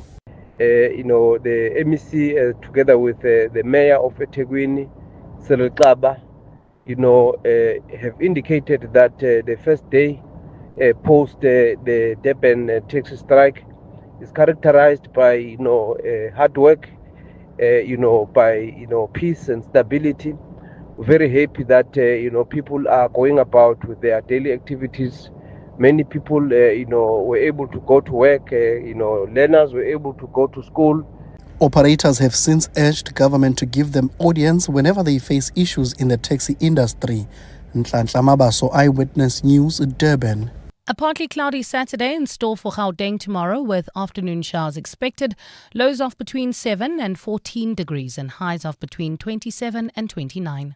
Well, if you're traveling between Bryanston, Randburg, heading towards Rudaport, Soweto, you can still expect heavy delays on the N1 southbound. This is between Rivonia Road and 14th Avenue. There's also slow-moving traffic heading towards Midrand. This is N1 northbound between the Butlu Interchange and New Road. Also, we still have bumper-to-bumper traffic in the Centurion area on the N1 northbound between Botha Avenue and Atterbury. The top story in EWN. Deputy President Paul Mashatile says he's upbeat that the next few months will be instrumental for the national dialogue, which is meant to address a range of socio-economic challenges. Mzansi, don't miss out on playing Powerball and Powerball Plus for a life-changing 103 million rand in total guaranteed jackpots this Friday. That's right, play Powerball for the guaranteed 50 million rand and Powerball Plus for the guaranteed 53 million rand today. Buy your tickets now in store on nationallottery.co.za, the mobile app, cell phone banking, or simply dial *120 *7529# for USSD. Panda, Pusha, play. Players must be 18 years old or play responsibly. E2 is the proud operator of the National Lottery. Welcome to the brand new days. Sail the world with Norwegian Cruise Line, with more to see, more to do, and more to enjoy. Plus, upgrade your holiday with NCL's More at Sea for premium beverages, specialty dining, and much more. Think international cruising. Think NCL. For the best deals available, visit ncl.com or contact your travel agent. Restrictions apply. Welcome to the brand new days. In a world where everything is instant, some things are worth slowing down for. You took the time to build a life of distinction. Every moment, every milestone, every decision. At Indwe, we take the time to understand your world and craft insurance solutions to protect it. Because true peace of mind is the greatest luxury of all. The right insurance starts with a conversation. It starts with helloindwe.co.za. Indwe Risk Services is an authorized financial services provider. EWN Sport. Coming up now for 22 minutes to 6, EWN Sport is brought to you by the all-new Hilux Legend 55. For 55 years, the Hilux has been conquering SA's toughest terrains, and now there's a new legend in the family, Anthony Teixeira. Yeah, good afternoon, John. We'll start with the football action with World Cup qualifying action, seeing Bafana against Lesotho in less than 25 minutes. EWN Sports reporter Tolokele Mganga has the latest on the starting 11. Hugo Bruce will have no doubt angered Lesotho by selecting Tebogo Mokoena in Bafana's starting 11 for the FIFA World Cup qualifier between the two nations here at the Free State Stadium. The Crocodiles had threatened to protest the match if Mokoena played. That's amid concerns about his eligibility in the first game. In other team news, Mbegezeli Mbogazi will make his debut for the national team in a centre-back pairing alongside Thabiso Moloisane. As for Sipombule, he's been tasked with the playmaker role, while the attack will be led by Lau Foster. South Africa go into the clash 5 points clear of second-place Rwanda in Group C, and knowing that a win will take them a step closer to playing a first FIFA World Cup since hosting it back in 2010. Tholakele Mganga, Eyewitness News Sport, reporting live from Bloemfontein. The Springboks are feeling well prepared, according to captain Jesse Krill. They're set to meet the All Blacks at Eden Park Saturday morning in the Rugby Championship, a place where the New Zealanders haven't lost for 31 years and are currently on a 50-test unbeaten run. Yeah, absolutely. I think getting here a few days earlier as a player has been unbelievable. I think getting into the time zone and then getting a few extra days to work on recovery and get the body right, and then also extra 2 days on the field has been great. We've had an unbelievable week of preparation, one that I've been very happy with, and I think the team as well. And yeah, looking forward to the big game tomorrow. And the US Open will be hosting the men's semi-finals this evening. Novak Djokovic against Carlos Alcaraz. Then overnight, Yannick Sinner meets Felix Auger-Aliassime. Anthony Teixeira, Eyewitness News Sport. It's not just a buggy. It's the new Hilux Legend 55. So it's not just another launch. It's a legacy continued. It's not just an updated exterior, but sleek design with styling bar and roller shutter. It's not just Legend 55 badging. It's a legendary badge of honor. And you're not just a driver, but part of our community, our legacy, our legends. It's not a buggy. It's the new Hilux Legend 55. EWN Traffic. 20 minutes to 6 on 702 Drive. The rush hour starts early on a Friday. Is it going deep into the evening? Karabo Chale has all the details. Good afternoon. Well, things are getting a little bit better, John, but yeah, no, still delays. This is in the Bryanston-Randburg area. This is if you're traveling towards the Roodepoort, Soweto. Places on the N1 southbound, there's a bumper-to-bumper traffic, Rivonia Road between, this is on the N1 south between Rivonia Road and 14th Avenue. In Kempton Park, also traffic congested on Pretoria Road between CR Swart and Plain Road. Driving through Alex, heading towards Germiston, expect about a 20-minute delay on the N3 southbound from Linksfield Road all the way to Van Buren. Devland, also traffic pressure on the Golden Highway between the N1 and Union Avenue due to ongoing roadworks. In the city of Tshwane, there's heavy delays. This is in Centurion, N1 northbound from Botha Avenue all the way to Atterbury Road. Also in Irene, we still have bumper-to-bumper traffic approaching the intersection of Namapius Drive and Main Road. If you come across any other traffic issues, please WhatsApp us on 072-702-1702. There's more EWN on air, online, and on the EWN app. A song, a book, and a dish. On 702. So this is a part of the week that we look forward to throughout much of the week. I'm sure you do as well. We call it a song, a book, and a dish. We take somebody that you know and you've heard them speaking in other contexts about all sorts of different issues. But we find if we ask people to pick a song, well, there's a reason for that song. Invariably, they have to pick a book out of a huge library of books that they might have read, and that tells us something, and we always get something out of talking about food. By the way, our guests often say to us, do I have to choose just one book, just one song? It's never easy. My guest today has had a remarkable life in the law in South Africa, but that barely describes the many, many roles played in South Africa and our move from a fundamentally unjust society to the society we have now by Justice Edwin Cameron, and we're delighted to have him with us in the studio here in Johannesburg. Edwin Cameron, welcome. It's great to have you with us. Lovely to be on 702 and on your show, John. So I'm looking at, we asked you some basic details. Schools you went to 8, and that's a reflection of a very turbulent life you had as a young man. 6 primary schools alone in that mix. But I want to go straight to the book part of our conversation and ask you this. In this unsettled life, because this was mirrored by you living in many different places as well, what have books been in your life? Books. Books indeed. Yes, they've been important, John, because I started off in a children's home, and there was a little library in the corner of the common room where the kids sat, and books were my way out of poverty. And books and fluency. Did you read books with a sense of purpose that if I read more, I'll do better in school, and if I do better in school, I have an opportunity to change my circumstances? Or did you also read because it was joyous and fun and a chance to connect to worlds very different to your own? Exactly, the latter, John. And it was a way of escape, just marvelous escape, and they still are. So the book you've chosen, one wouldn't describe it as an escape. I'm going to come back to reading when you were younger, but you've picked the great South African train story, David Williams, one of our really excellent journalists. It's the story of trains in the history of South Africa. I don't know how much he deals with the present, which is not as rosy as it might be. Why a fascination with that book? You've put your finger on it, John. Railways, Pretoria to Queenstown to the children's home, railways in the Free State, railways eventually to Cape Town when I went to Stellenbosch. But David Williams has written a really wonderful book. He's a companionable, warm-hearted, eloquent person, and his book is the same. And the reason I chose it was just because I love railways. I wish that I had the courage to get a model railway. Yeah. But I want to make the point that you've just made. We had a functioning railway system when apartheid ended, and our democracy squandered it. And we must thank Mr. Lucky Montana and Mr. Brian Molefe and all those people for squandering it.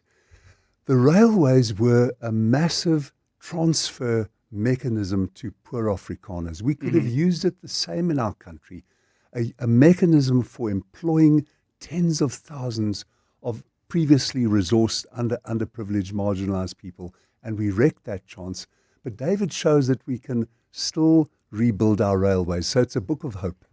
I want to go back then to what I touched on peripherally, the early part of your life, a massive blow when you were very young. Your father sent to prison for car theft, if I'm not mistaken. Then you lost your sister in an accident. I think she was 9. I don't know what age you were at the time.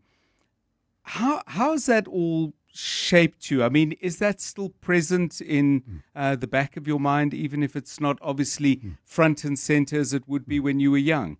It's a beautiful question, John, because I think that loss and deprivation shape so many South African lives. There are very few South Africans who grew up in a stable middle-class home with affluent resources around them. So I would say my consciousness of poverty, my consciousness of bereavement and loss shape me every day. And the reverse of that is my gratitude for all that democratic South Africa, all that life have given me. I want to talk food before we talk about your partner and Nhlanhla's melanzane, which is not a great idea because I'm quite a few hours from dinner, but we'll get to that in a moment. But meal time in an orphanage, I mean, what was that like? 3 meals a day. We were fed and clothed, as many kids at that time and still now aren't. So we were taught to be grateful, and we were grateful. And we sat down. There were 4 hostels on the children's home in Queenstown. They're now part of Queen's Junior. They're hostels for Queen's Junior. So meal times were adequate.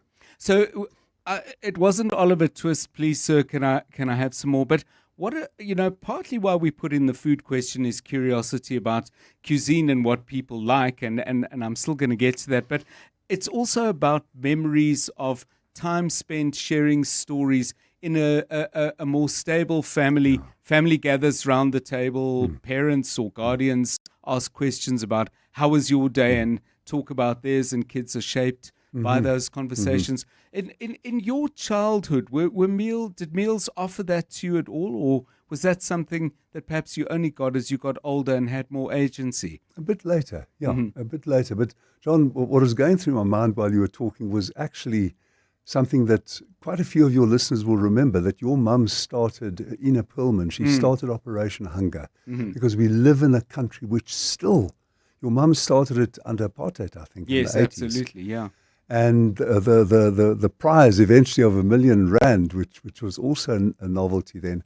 But what I want to say is that we still live in a country where people have that deprivation, and that's why food is so important to us. Tell us about the melanzane. Is it just the dish? Is it the companionship? Is it more? It's definitely both. Yeah. Nhlanhla is a wonderful vegetarian cook. He's a carnivore. Okay. And I want to provoke your listeners by saying, bring me a black man who isn't a carnivore. Yes. Nhlanhla is very definitely a meat eater, but he makes me wonderful vegetarian dishes. And his melanzane has made it impossible for me ever to order it in a restaurant again, because he cooks his aubergines 6 times. He fries them and he bakes them and then Yes. So it's a wonderful dish, and I can no longer go to a restaurant and ask for it. How are you as a cook? Terrible. Why are you terrible? Is it because you don't cook? I mean, those things can become circular. We say, well, I'm not going to cook because I'm a terrible cook. But perhaps the reason you're a terrible cook is, I've tried. Never appealed to you. I've tried, Yes. and I met Nhlanhla when 10 years ago. Well, we got involved 10 years ago when I was 62. So I can promise you, I tried cooking. It did not succeed. I want to ask you a little bit about and return to reading. I mean, you've had a very serious life in terms of the issues you've engaged with, but also the health challenges you faced as the HIV/AIDS pandemic came here. Do you ever read just for fun? Will we find you with a novel in your hand that could be a beautiful door-opening novel, or it could just be a page-turning spy thriller? Has that been part of your reading diet as well? Definitely. I think being a lawyer, you read so many thousands of pages for your job, especially as an advocate. Yeah. I had to relearn the capacity for enjoyment reading, and I have done that.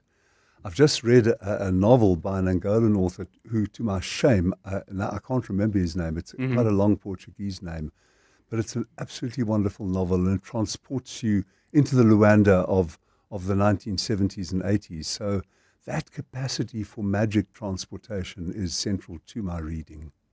Let's stay with reading, but go back into school, because your fortunes change. You get a bursary and scholarship that leads to a very successful academic career. But how are you, for example, in high school? I mean, did you feel this is my chance, and I'm not going to sign up for the school play? It's the books and me, and I've got to stay on that. Were you a little one track when you were younger? I became a SWAT later, but at high school I wasn't. Okay. And of course, Pretoria Boys High, where I had the last 4 years of my high school, were my big break in life. Okay. So, and all white. And that's the point I make to audiences, that my big breaks in life as a poor white kid were all white. Pretoria Boys High, Stellenbosch, Oxford. But I wasn't just a SWAT. I became a SWAT at Stellenbosch and Oxford. So it's a good question. Describe what a SWAT is. A SWAT like. is a nerd. Yes. Exactly as you said. At Oxford, I didn't go in for rowing. At Stellenbosch, I didn't go in for rugby. Well, thank goodness I didn't. But I was definitely a nerd.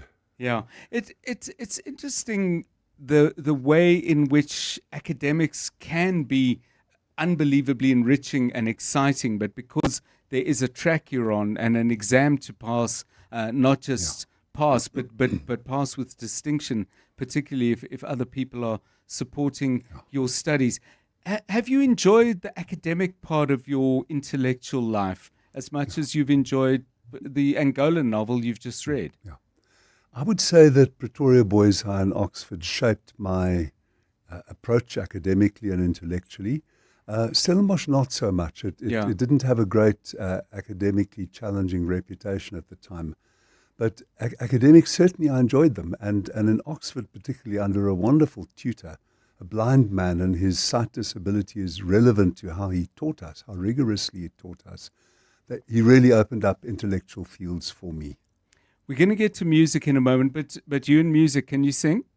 Certainly not. Is it the same as your cooking? Exactly. You don't pray. Never tried it. So when you're playing the music that you like, and we'll talk about what that music is in a moment, are you, butchering the sound in the background, or do you just stay stum and, I'm conducting the opera overture classics. and arias from Queen of the Night of Mozart. I'm definitely a participant, but not in front of others.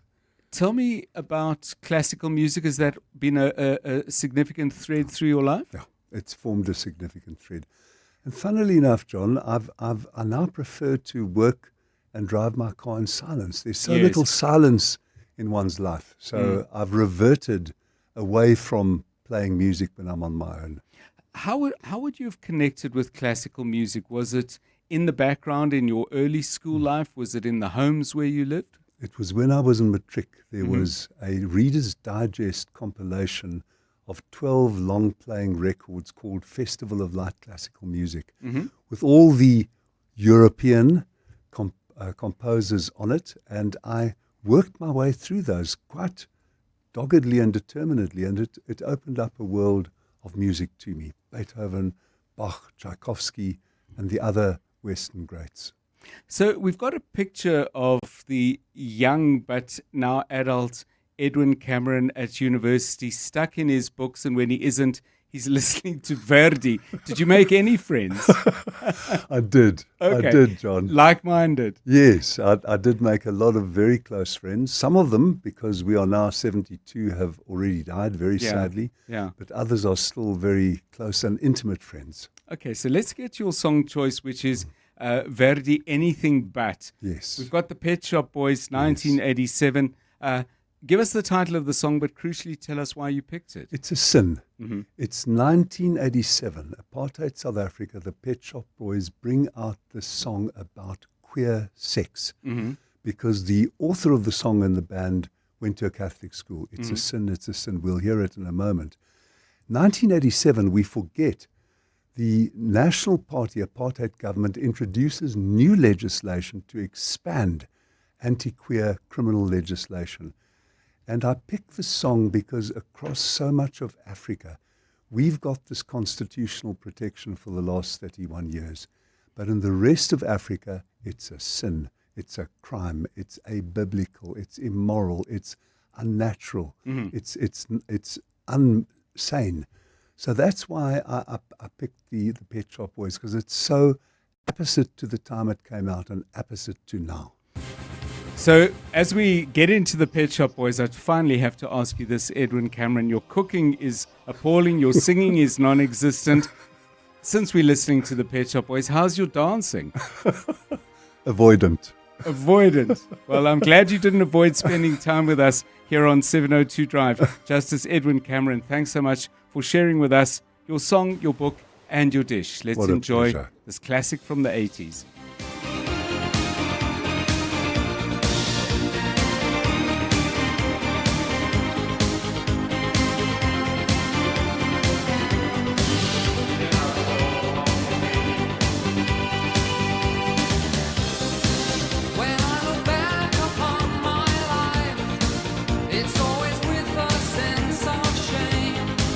I've always been the one to blame.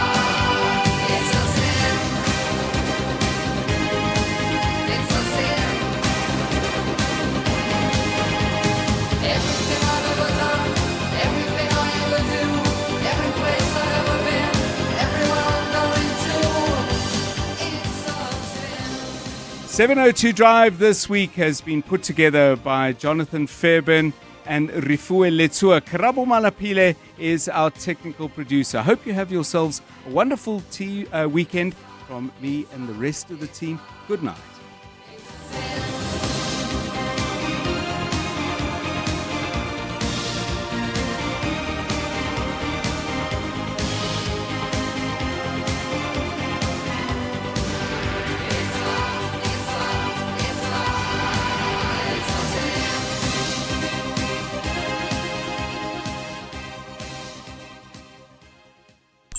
And now, The Money Show. With Stephen Grootes, live on 92.7 and 106 FM. Streaming on the Prime Media Plus app. And DSTV channel 856. The Money Show with Stephen Grootes is brought to you by ABSA CIB, proud sponsor of the SARA Rail Conference 2025, powering progress, connecting economies. Good evening. On your Money Show tonight, Neil Froneman makes the argument for the Grand Prix to move to Cape Town. But where on earth would it go? David Klale pays tribute to Giorgio Armani. Why are we still worried about Swift? And we speak the business of fine wines and spirits with the new owners of Norman Goodfellows. All of that to come, but first, the very latest Eyewitness News. Good evening, I'm Maki Molapo. The Madlanga Judicial Commission of Inquiry into alleged corruption within police is set to begin on the 17th of September. The new date was announced this afternoon. The commission, which was initially set to begin this week, was delayed over technical issues related to procurement, a responsibility of the Justice and Constitutional Development Department. The commission, to be chaired by retired Corn Court Judge Mbuyiseli Madlanga, was established by President Cyril Ramaphosa in July, just days after KwaZulu-Natal Police Commissioner Nhlanhla Mkhwanazi made explosive allegations of corruption and collusion within the criminal justice system. Arun Singh has more. The Judicial Commission of Inquiry into Criminality, Political Interference and Corruption in the Criminal Justice System will start on the 17th of September at the Bridget Mabandla Justice College in Pretoria. Following several delays around procurement processes, the Commission noted the Department of Justice and Constitutional Development has awarded several contracts, including IT equipment and ICT infrastructure services. Last week, Justice Minister Mamaloko Kubai said the department initiated a probe into two senior employees, Director General, Advocate Dr. Mashabane, and Deputy Director for ICT, Jabulani Shlatswayo.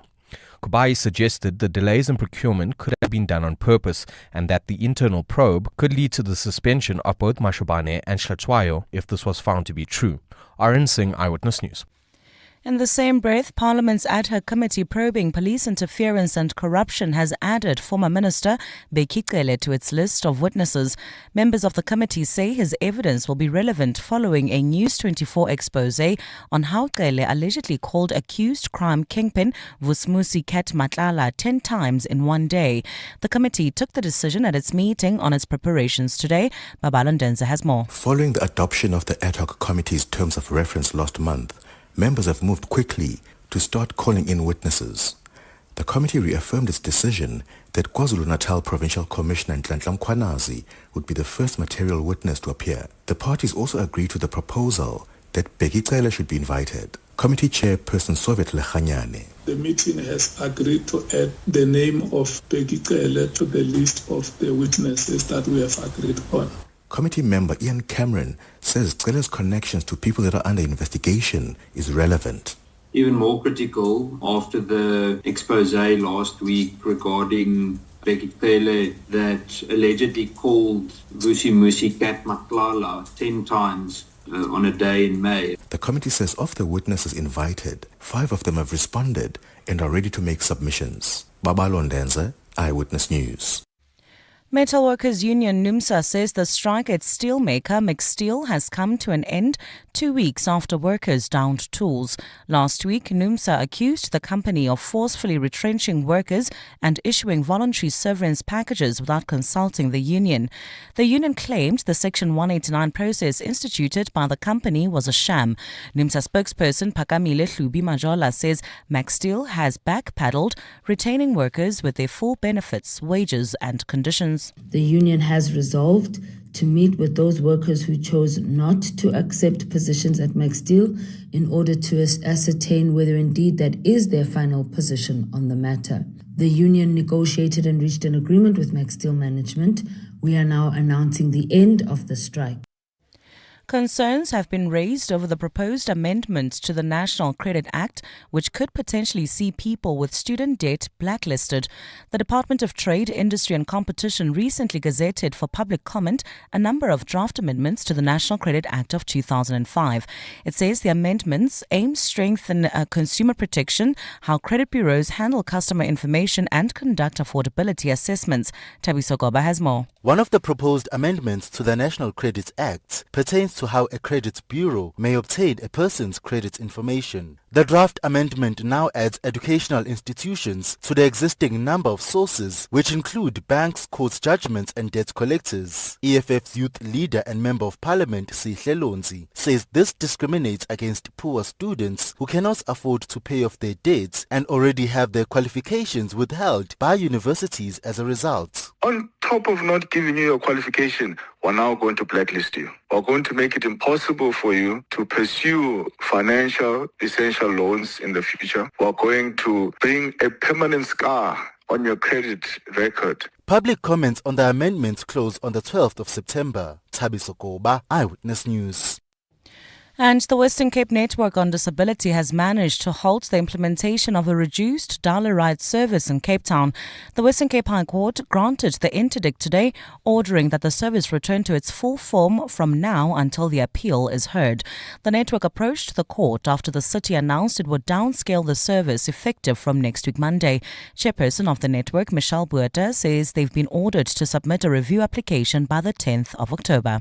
So the review will be submitted by the Western Cape Network on Disability. We brought the original application and with support from People's Legal Centre, our